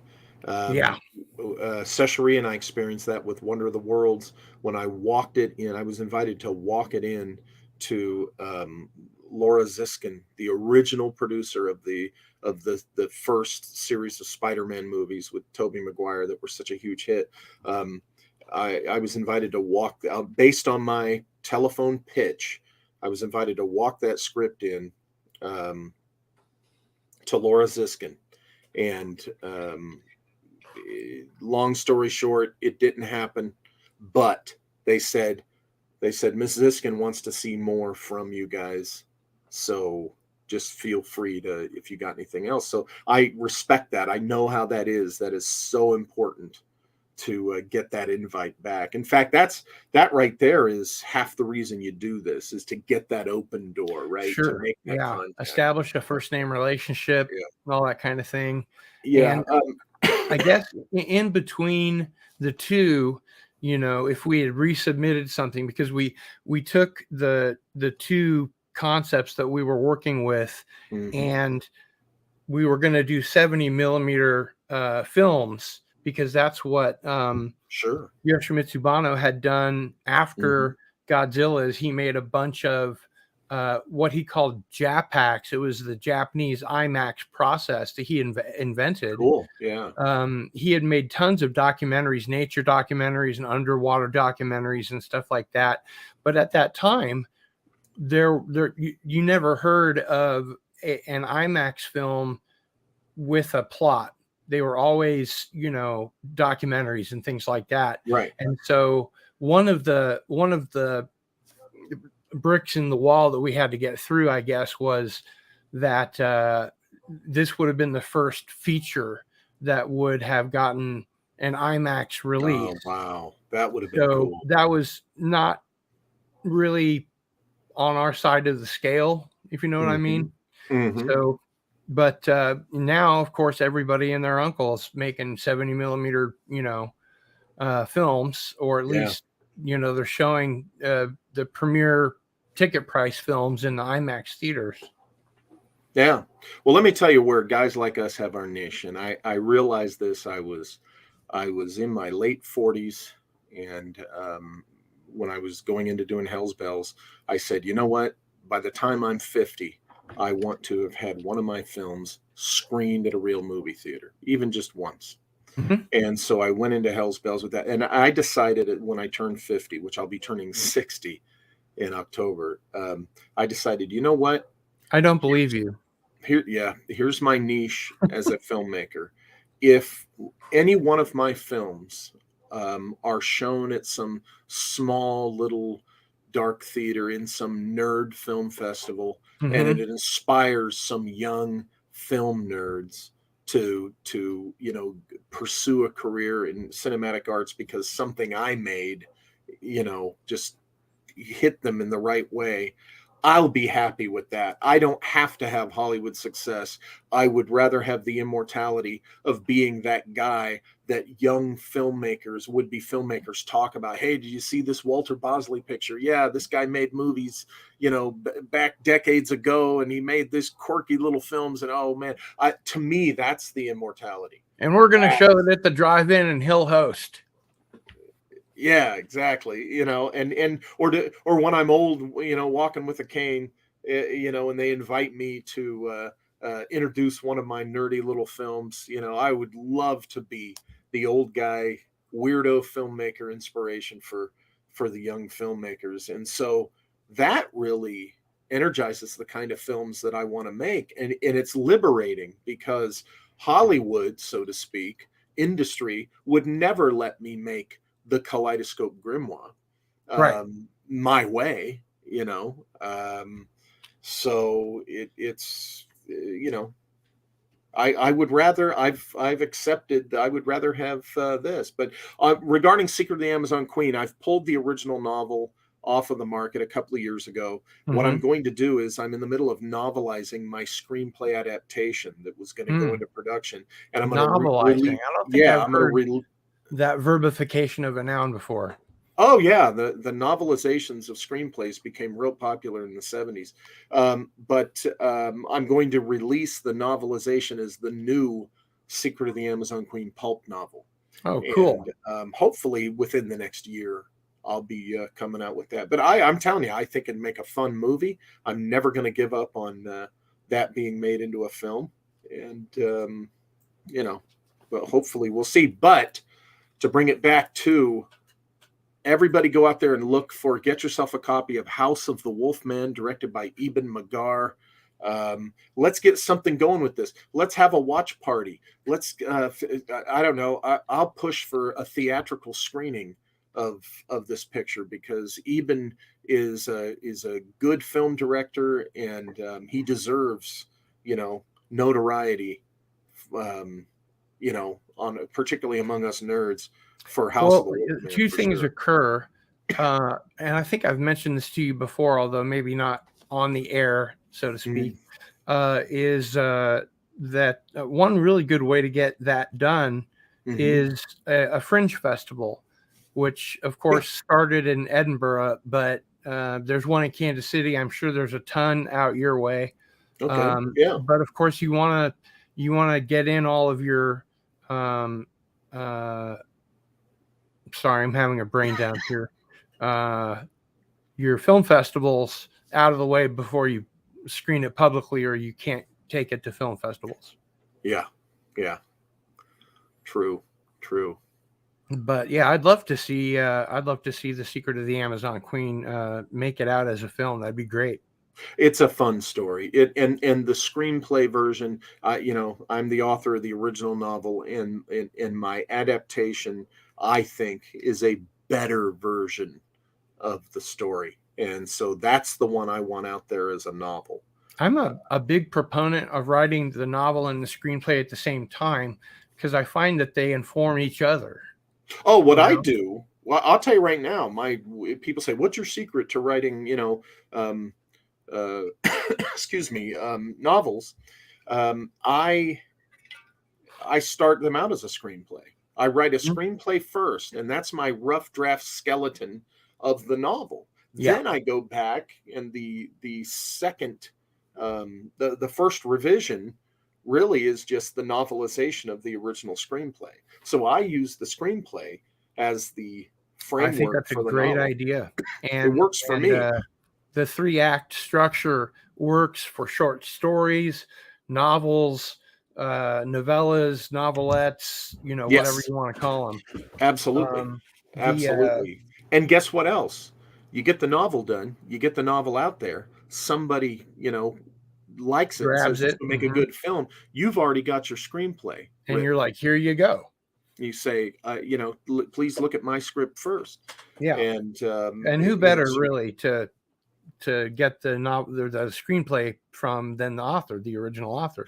Right. Yeah. I mean, not every novelist understands screenwriting, but they understand their book. And if they are in our generation and younger, reading and films went hand in hand. So, we grew up on the visual arts. So we grew up with an innate, an intuitive sense when we read a book of seeing the movie in that book we're reading. So as I writers, remember being too young to watch The Omen and Alien, but I had the novels, and they were even more lurid and strange and depraved than the films. I was allowed Logan's Run and all that stuff. I was allowed to watch any film I wanted, as far as whether it was R-rated and the violence and horror and stuff like that.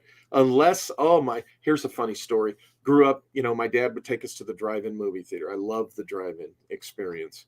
And from the time I can remember, okay, going back to 4, 5, 6 years old, okay, my dad, and he loved horror films. So you can imagine the schlock that I grew up watching. Gruesome Twosome, The Velvet Vampire, you name it. Great stuff. Yeah. Here's the funny thing. I, as a small child, was allowed to watch the full extent, any manner of human dismemberment, murder, and mayhem and blood. Okay, I was allowed to watch that.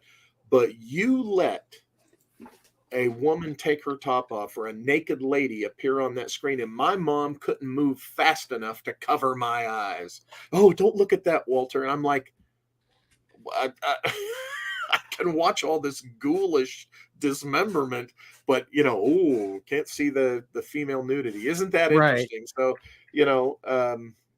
it's just kind of Americans are still so puritanical in a way. Oh, the Puritan. And we still laugh at my mom over that. She's 89, and we still get a good hoot over that. It's like, oh yeah, don't look at that, Walter. Back to the pop culture thing. Walter, you are a fan of The Prisoner, right? Yes. So I don't know if I've ever shown this to you before. Oh, no, this is one of my show and tells for today. And this is look at that. Figures for the Schizoid Man, where the prisoner has to battle a version of himself. Yeah. Which I guess makes up for the episode that Patrick McGowan wasn't in at all because he was off filming the submarine film. Ice Station Zebra. Ice Station Zebra, yes. So it's got the swords and their little face guards and all that kind of stuff. Yeah. And then it has a copy of the Tally Ho on the back. And then we have Free for All. Mm-hmm. And this has nice. The Prisoner and number 2 with all the accessories, the megaphone and the walking stick, and then number 2's phones. You remember the phones? Yes. And these are licensed by whoever does the licensing for the Prisoner. But these were Kickstarter grabs. So they're limited edition, and they don't make them anymore. I remember when I was a small kid again, watching The Prisoner with my dad. And when I think back on it, I'm surprised that my dad, not that he was, had lacked, mental faculties of any intellect and taste. But when I think back on it, I'm surprised that my dad watched The Prisoner, kind of. When I think of, when I watched it again as an adult, it just seemed like it wasn't so much up his alley as mine. But we watched it. I remember The Collector. That was the thing I remembered most when I was a kid. The big white ball. Yeah. The Rover. The Rover. I'm sorry. Yeah. Yeah. And I don't know if I've showed you my Bela Lugosi figure, but it's that's cool. I've seen these. I pre-ordered mine from that place that went out of business and got bought up. I don't remember what they're called, but they're not available brand new anymore. But I've seen these going, and I'm not talking about what the the selling price is, but what the price that they did sell at Yeah. for over $400. I'm not sure how well you can see No, I here, can tell that the craftsmanship on but that they've is got, you know, extra heads, extra hands. They've got extra hands wow, all the way yeah. through up here. That's amazing. And yeah, it's just fantastic. It's one of those happy accidents that I got because I What's the wanted. company that went out of business? What did tell me the name of it? Let's Looks like on the see. back. On the bottom Features: of them. Bela Lugosi lifelike head sculpture, handmade paint. Bela Lugosi lifelike grinning head sculpt, handmade paint. 10 posable hands, fully articulated. Dragon cabralanda, black tuxedo, black pants, black and red cape, white shirt, white gillet, Yeah, that's all the stuff you get with it. But white you bow said tie, black shoes, magnetic, and a magnetic standard stand. wow. And then it also has the deluxe edition comes with a deluxe Dracula coffin and luxury packaging. And the exclusive edition is only 200 pieces, hand numbered and signed, and comes with exclusive artwork. Wow, okay. What's the company? You said they're no longer in business. I'm trying to remember. It says on the back, I think, on the back towards the bottom of that box that you're trying to slide into the case. Yeah, I'm trying to get it back in the box here gently before I turn it around. Yeah. It says Action, but I don't think that's the company. Huh. Oh, well. Seguchi, Never heard of them. Cosmic Group, Hmm. Infinite Statues and Collectibles, Infinite Statue. I think I've heard of them. Caustic Plastic. Yeah. Kaustic Okay. Plastik. You know, that's a tough business to be in, I think. It is. Special It collectibles like that. And a couple other pieces of prisoner collectibles that I have. This is the one from Checkmate. Oh, there you go. Okay. When he was playing the pawn, Mm-hmm. of course. And then this is just the regular old The Prisoner action figure. Mm-hmm. The rover chasing him. Boys don't play with dolls, they play with action figures. That's right. That's right. And for those of you out there that are Doctor Who fans, There you go. I have my Daleks. And you'll probably be into this. This is my my bird of prey. Oh, nice. Yeah. It's a beautiful, beautiful piece. Actually, I have another one already unboxed out here. I can show to you if I can keep it on its stand. One of the things Nick sent me, my subscriber, was a 3D printed Diglocka, the Nazi bell. Oh, look at that. Yeah, that's nice. Yeah. That bird of prey. I like that. Yeah. That's cool. Very cool.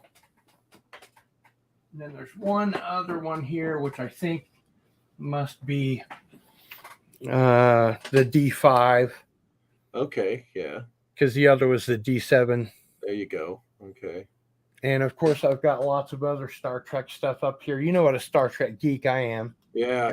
I'll tell you, the AMT, the original run of the Star Trek model kits, the AMT had the license, and that Klingon bird of prey was just a great model kit. That's the Romulan one, right? Romulan Warbird is my favorite of all time of all the ships they've ever shown on Star Trek. Ah, okay. That's a cool one. Yeah, that's a cool one. I've got lots of Battlestar Galactica, old and new stuff, you know, around. Yeah. I've got what's the plural of TARDIS? Tardai? Tardai. I have two Tardai. Two Tardai. Okay. The Battlestar Galactica, the original Viper. I built one of those. Oh, really? When I was in high school and back when the show was new, and it was the first model I did detailing on. I was so proud of myself. Oh, that's cool. Now check this out. Okay. It's even got the stairs going up to the. Oh yeah, It's cool. bigger on the inside. Very nice. I don't know if I ever told you. I know you're not as big a Doctor Who fan as I am, Right. but when I was a teenager, I was so smitten by Doctor Who that I got the biggest cardboard I could find, painted it blue, just the like a Made your own trifold, TARDIS? a Yeah. big trifold, yeah, Uh-huh. and then I made it so that you could enter from the front, and I put it in Uh-huh. front of my closet so that it was bigger on the inside Oh, than it was on cool. the That's outside. cool. But that just not everybody is a that big a Whovian geek as I am. I don't know. My niece is might be a rival to your dedication. She's a Doctor Who fanatic. Okay, so Darius Munchausen says, "Don't be shy. Enter Lon Chaney in the chat to be entered into tonight's giveaway wheel." And we're only 15 minutes late with that. So Oh yes. Anybody that's interested in winning some of our giveaways tonight, and there will be more than one, and you've seen some, make sure to put Lon Chaney next to your name, and that will be how we're giving stuff away today. Now, another thing I wanted to ask you about, we've talked about your models. Can you tell us where you are on some of your models? Yeah. I have oh gosh, doing a brain dump. I have a 1950s. One Oh, other cool. really interesting thing to show you. Yeah.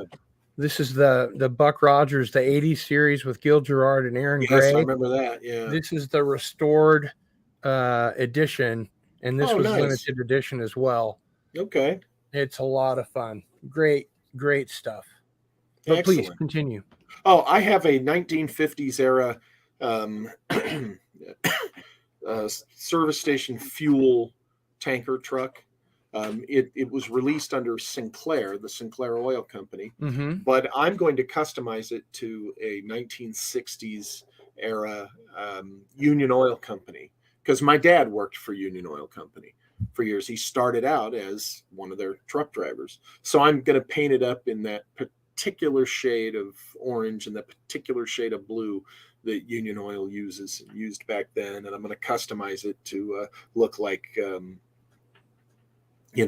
way they painted their trucks the year my dad started.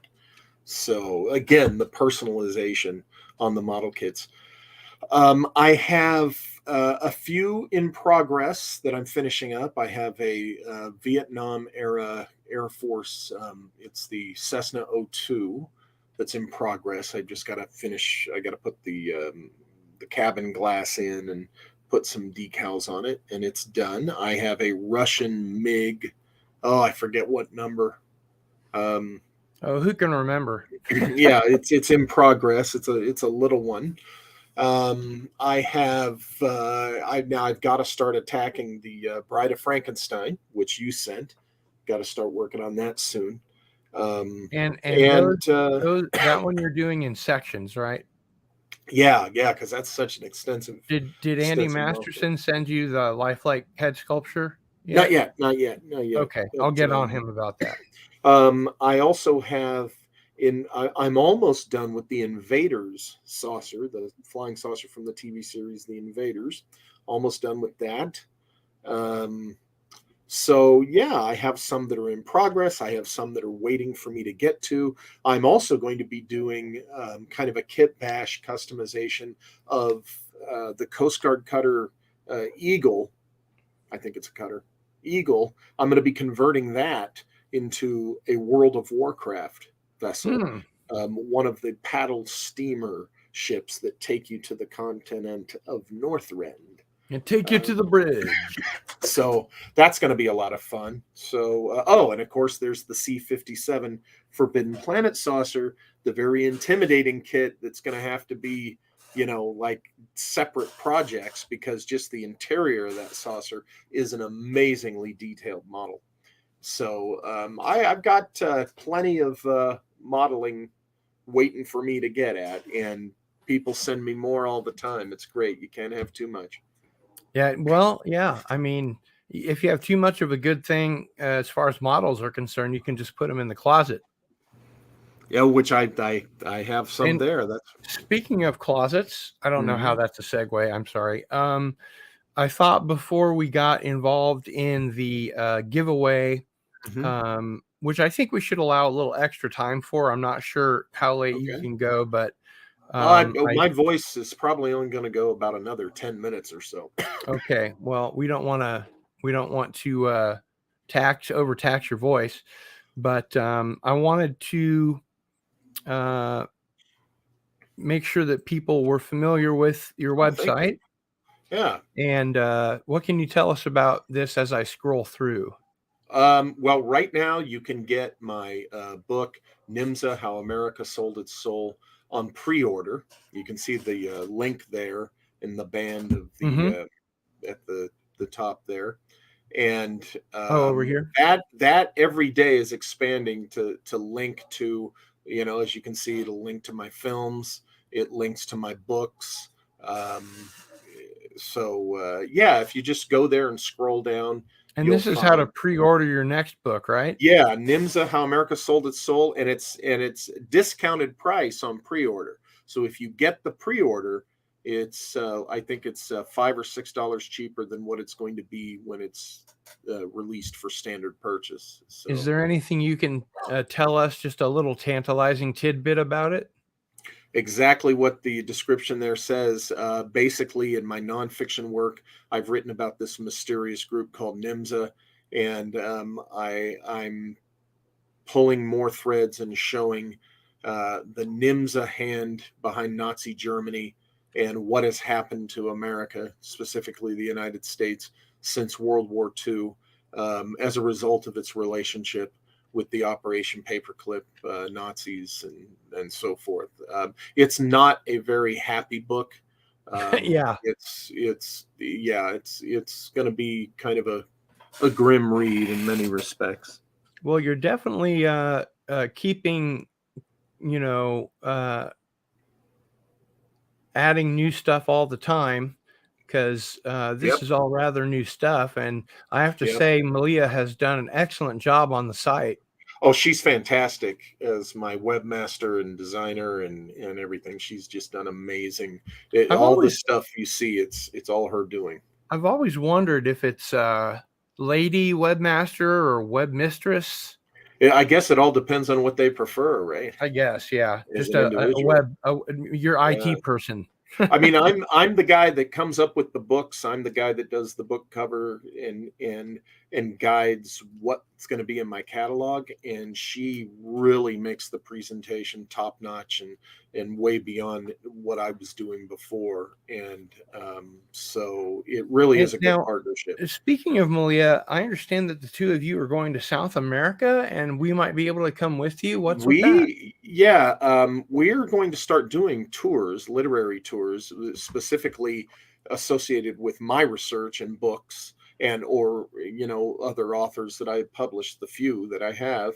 And we have designed a South America trip that is designed around my book, The Lost Expedition of Sir Richard Francis Burton, Mm-hmm. and that research. And yes, we're going to we're going to be putting that out there soon, and people can go on this tour, and they can see the certain sites that are or are suspected to be associated with Burton's Lost Expedition, and visiting some very uniquely interesting museums and seeing particular things that are discussed in the book, and really an opportunity to get to see places maybe they've read about and never seen before. Yeah. So we're going to be putting that out there soon, and we might even offer people to go on one of our initial recon trips. So that would be like going on a real research trip with me, with kind us. of a VIP package. Yeah, kind of a VIP idea. You know, you'd get in early on what's going to result in a standard tour we're going to be running, hopefully, at least once a year. And that's just that particular tour. We're also working on others that will involve, you know, my other books and research in California, northern part of the state, and Sesharee's works as well. And also going down into in Yucatan, the Yucatan in Mexico, relative to my Bierce research and some original research that Malia has been doing. So we're going to be getting into the touring biz, so to speak. Taking a page from the David Hatcher Children's Playbook. Absolutely. I've done trips with him. I swear by them. I push them all the time. I tell people, go on one of these trips with David Childress, and pretty soon now you'll be able to go on these trips with myself and Malia. And we're really excited about making this happen. Well, I can say from being on the Empire of the Wheel tour that you go out of your way to make your customers, I guess, feel that they're being treated to the inside information. Maybe you go a little bit more in depth into certain locations. Yeah. I remember we went off to a couple of locations that you don't normally talk about in your research, having to do with the Zodiac killer and that kind of thing. Yeah. And yeah, that sounds like a blast, going down to South America, especially scoping out you know, the sites that you're going to take people on, or two rather. Yeah. That sounds like just the best. So we're looking forward to it. We're real excited to start making this happen. Anything you want to touch on in the following categories before we start doing some giveaways? Movies, books, comics, Ray Harryhausen, The Twilight Zone, Blade Runner. Anything ring a certain bell for you? Well, once again, everybody look for that House of the Wolfman, and let's do a watch party on that. That'd be great. And gosh, you know what? Get out there, find a small niche festival with this stuff. If you live anywhere near Portland, Oregon, go to the H.P. Lovecraft Film Festival. You know, you will see. Is that in Oregon or in Maine? It's in Portland, Oregon. Oh, okay. Because I remember they said that they had two. They had San Pedro and places. Yeah, they had San Pedro, California, and Portland. But San Pedro did their last year a few years ago now. So that's right. They don't have a presence in Providence, do they? No.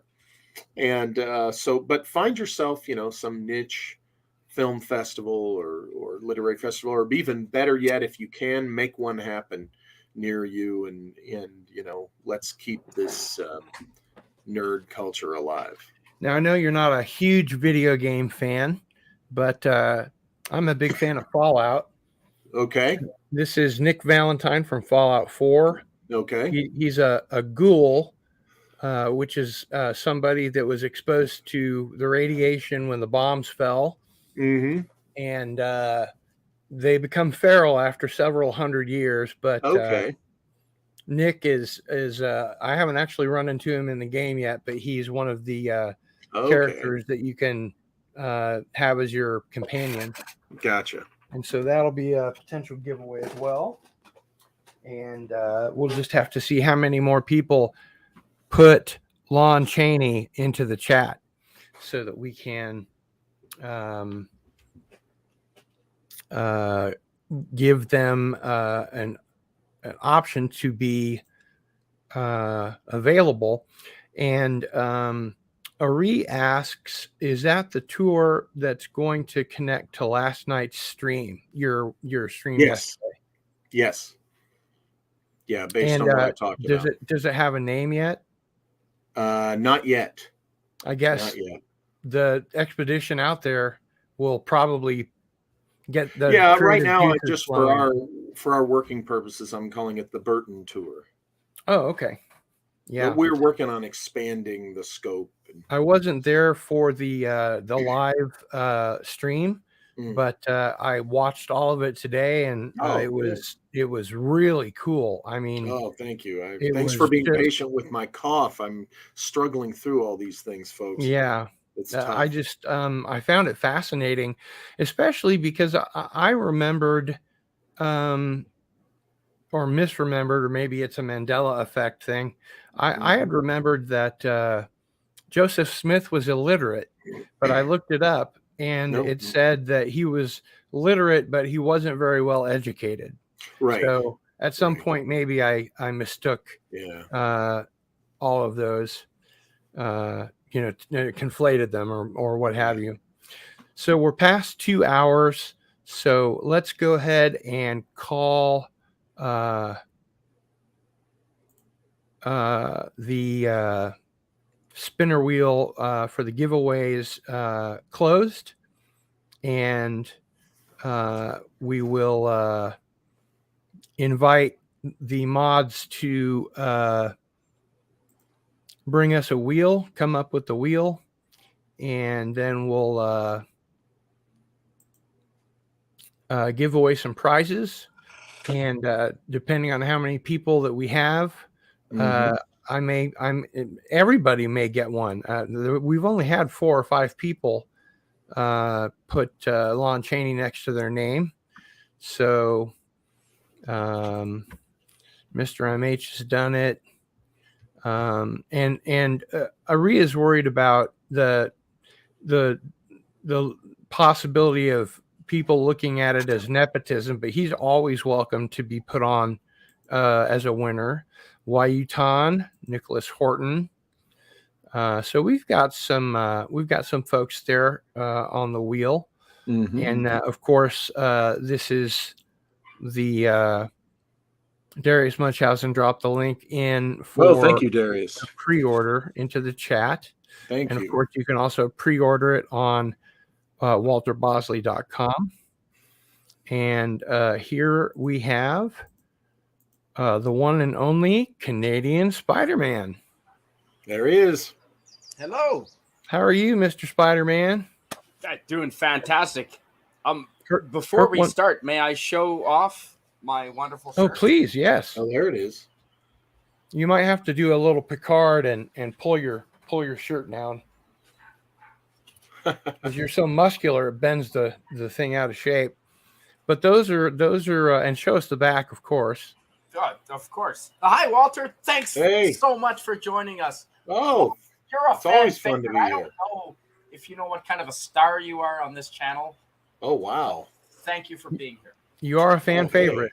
It's true. He is. I enjoy being here. No joke. No bullshit. This is fun. Well, thanks. Oh, I'll show you the back. The time goes by so quickly, you know. Cool. YouTube.com. Cardinal staff. I like that. Yeah, I've always wanted to have a staff shirt. So those are only available to mods.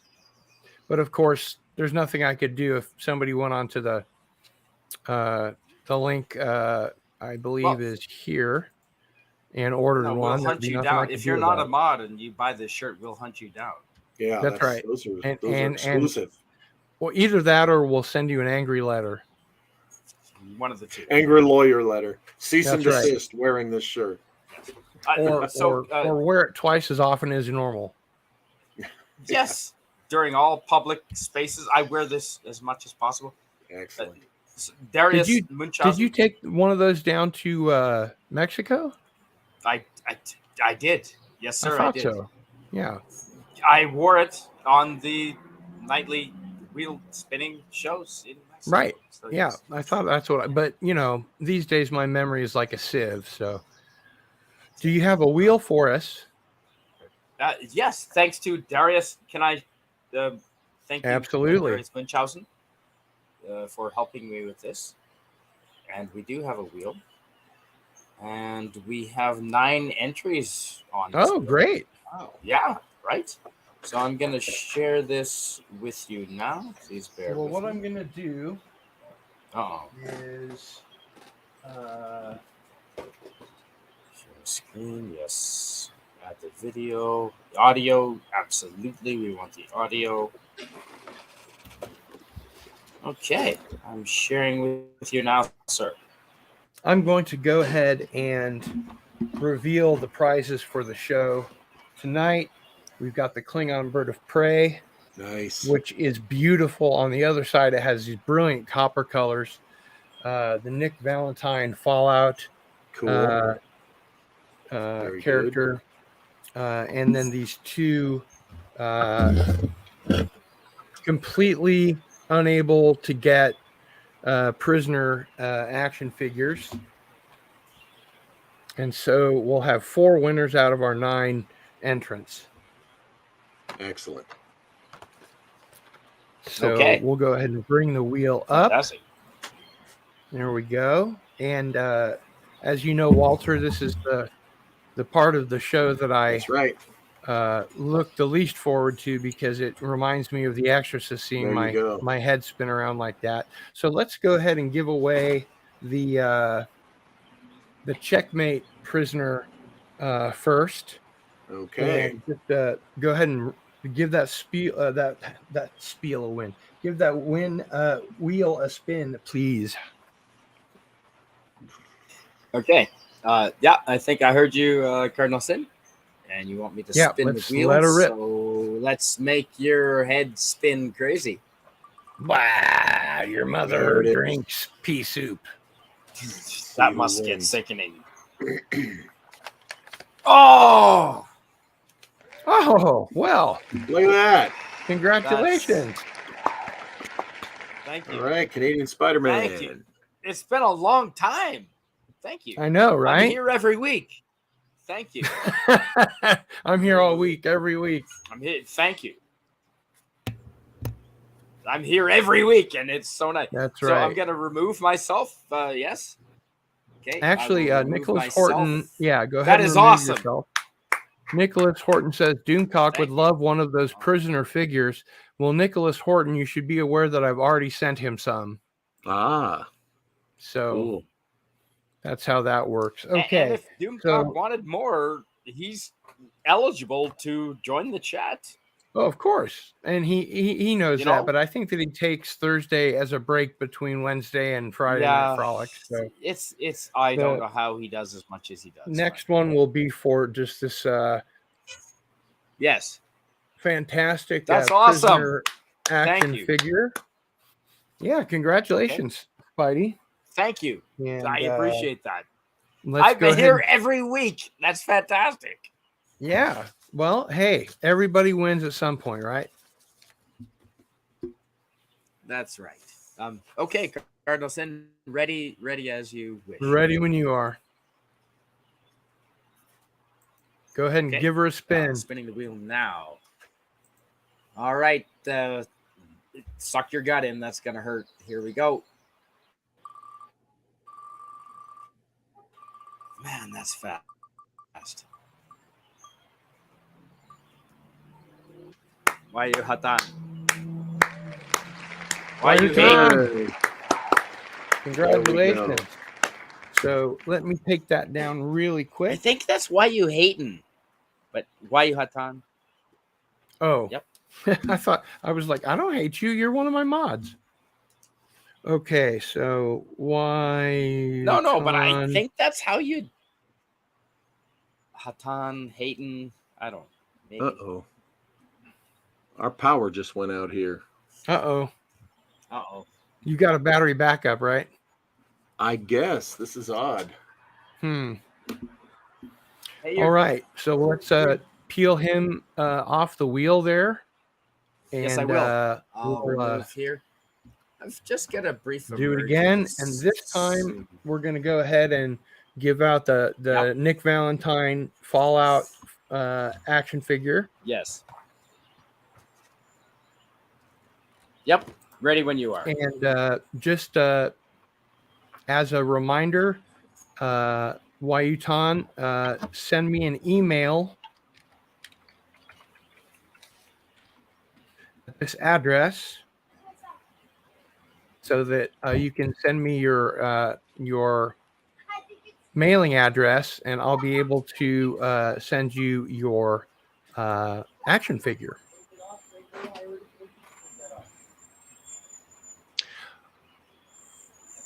Why Hatan?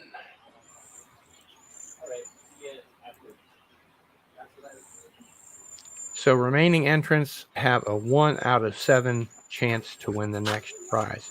We did lose Walter. He said that he had a power outage, but now we're at 2 hours and 10 minutes, and he said that he only had 10 minutes of voice anyway. So, okay, Yep. Spidey, are you ready to Yes, give I away am, sir. a Nick Valentine figure? Absolutely. Yes. Let's do it. Okay. Hope you're ready for the spin. Go for it. 1 and 2 and a 3.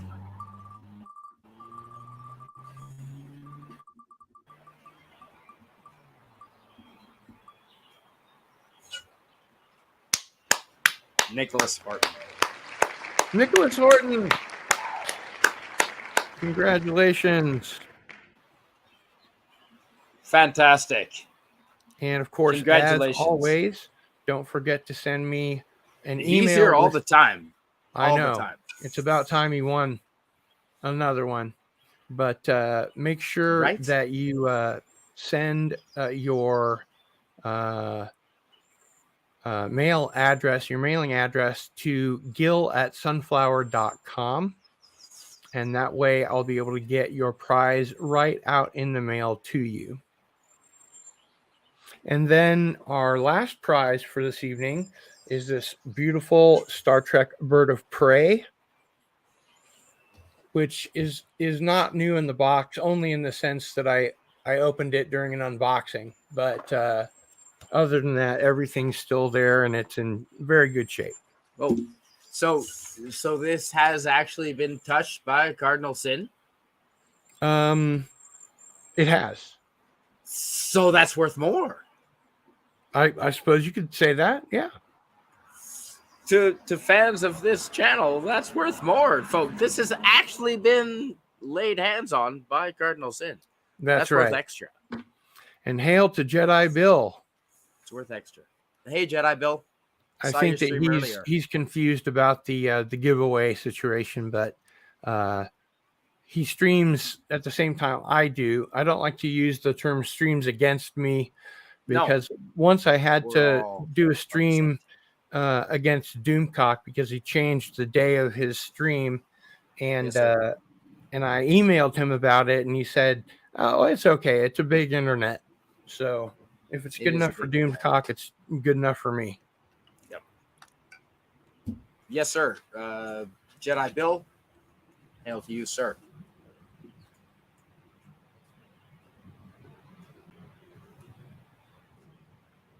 All right, let's go ahead and give away a Bird of Prey. All right. This is exciting. And I'd like to put my name back in here. Can't do that. I didn't have time. So there's 6 entries. Here we go. On your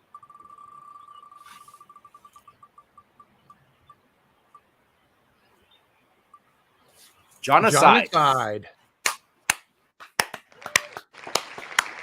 Congratulations. Nice. He's been here a lot, or she, or them. They've been here a lot. And I'm going to go ahead and put my email address back in. And Genocide and all the other winners, just send me an email at gil@sunflower.com. Nice. And congratulations. Nice. And just to let you know, Bill, first of all, you have enough collectibles as it is. But seriously, we have the link open for people to join the spinner wheel. And then we call, 5 minutes left, that kind of thing. So that prevents people from just popping in at the end of the stream and and being able to win a prize. So congratulations to all of tonight's winners. And Canadian Spider-Man, what did you think of our show with the amazing Walter Bosley tonight? You know, that I love talking about pop culture, and when Walter brings his insights with, I mean, he's been around a lot. He's seen a lot of things. And when you combine that with our interest in pop culture, it's just a bonus. And I don't know any other channel that brings you this. This is where you can find this kind of conversation, you know? Yeah. And of course, you can go to the Walter Bosley channel, which is on YouTube. Just type in the Walter Bosley channel and it'll take you right to it. And his streams are more in depth as to what his research is about, his books and that kind of thing are about.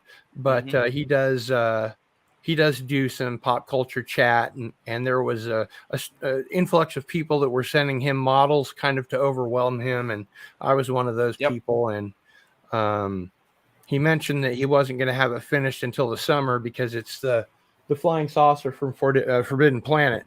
Ooh. And it's like 4 or 5 feet wide, and it comes out in sections, and so he wanted to start with the bridge first and then paint the ladder and everything second, and do all that kind of stuff.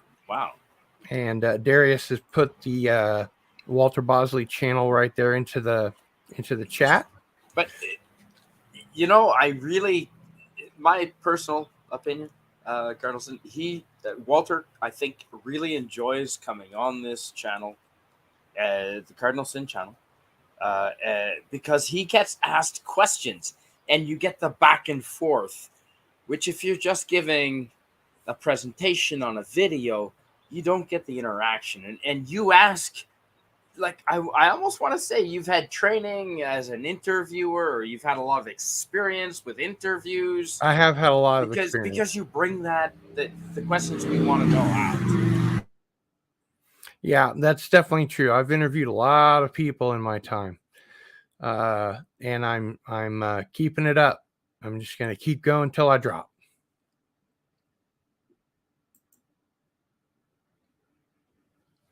And you're muted. Please don't do that on camera. If you No. I certainly won't drop on camera, but although your views would probably go way up if you did. You never know. People might discover my back category, right? My back catalog. Yep. Which reminds me, both you and Rod were asking about whether there might be a midnight to midnight this weekend. Yes. I'm kind of thinking I might. We should. I might. Yeah. What's a good night for you? Friday or Saturday. Might do it Friday. Either one.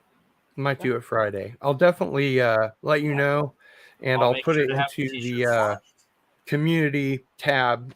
If you're not subscribed, please do subscribe, so you'll get all the messages about what we're doing and when we're going to have who on. For instance, not long ago we had Mr. Joe R. Lansdale on Masters of the Genre, and that was a really fun interview. He's one of those guys that I consider punching above my weight as far as getting guests continually punching above your weight. And he also emailed me, or he emailed Don Coscarelli, the director of Bubba Hotep and Phantasm and those kind of movies, and he got in touch with me and talked about coming on Masters of the Genre. So that's a win-win-win. Absolutely. Yep. And your name and reputation is maybe preceding. Yes, and thanks for joining Genocide. Appreciate it. Here because of Walter.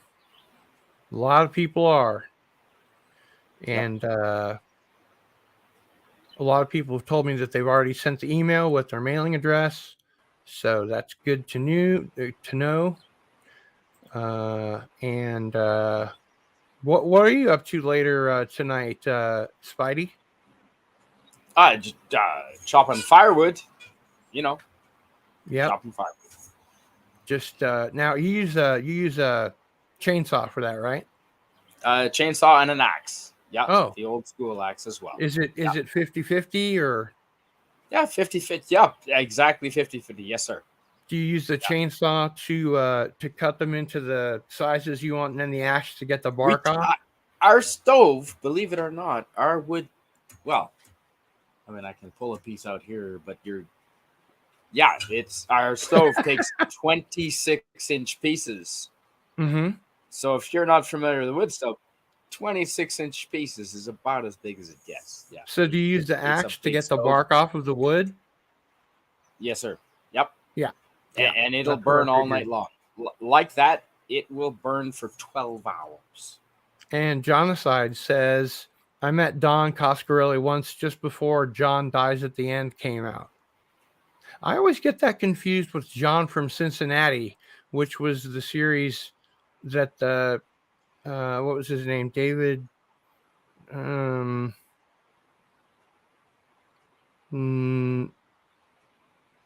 Milner, maybe.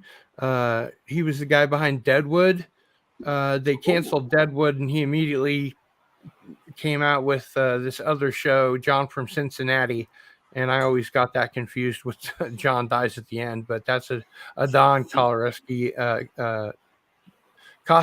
film. The Deadwood, the acting in Deadwood was impressive. The writing, top notch. Yep, I really enjoyed Deadwood. And it wasn't my introduction to Ian McShane, but he certainly earned every penny of his paycheck. Yep. I noticed Ian McShane prior to that, but that's what really it certainly helped his career, because he's been in a lot of high level stuff since then. Yeah. He's done, and he's, and you know what, he's earned it, in my opinion. He did all three of the Death Race movies. Yes, right. Which were the remake of Death Race 2000. And he's been in all four of the John Wick movies, of course. That is going to secure his fame. The John Wick movies, right? Well, because he plays that role perfectly. And how is that not the same as his Deadwood role? It's the same fucking character. Well, he always plays it well himself.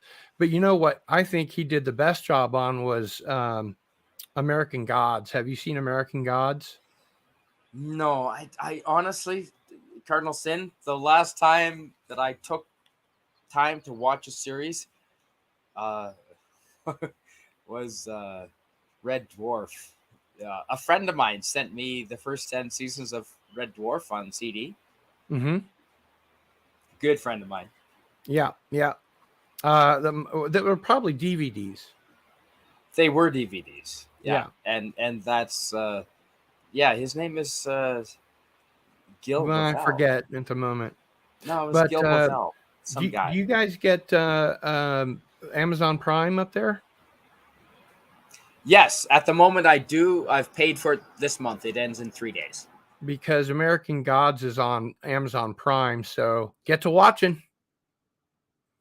In the first or second episode, I think it's the first episode, Gillian Anderson plays Lucille Ball. Now you have my attention, Gillian. And they, instead of what they did on the X-Files, which was to make her look more dowdy because she has a birthmark, right here. And if they dolled her up, it would just steal every scene. Wow. They did the opposite in American Gods, and they dolled her up to make her play Lucille Ball. And man, I was a smitten kitten. Okay, it's amazing, and the story is great. It's a Neil Gaiman version. Has everything the American. Often Canadians don't get everything the Americans get. Right, but I'm almost sure that American Gods will be on Canadian. Yeah, okay. What you're able to see from Prime. So I would definitely recommend it and check it out. Nice. And Ari also says American Gods. So thanks everybody that watched, and thanks to Walter Bosley, of course, and to all the mods, and especially you, Canadian Spider-Man, for coming on. And I realized that Darius gave us a little help, and yes, thanks. You know, I couldn't do it without a little help from my friends, which is why you guys are here. You know, so we will be here until we're not. Until we're going to be here beyond that. Well, I'll tell you what, 2 minutes and 25, 2 hours and 25 minutes is enough cardinal sin for anybody, to coin a phrase. So for Walter Bosley and Canadian Spider-Man, it's Cardinal Sin out.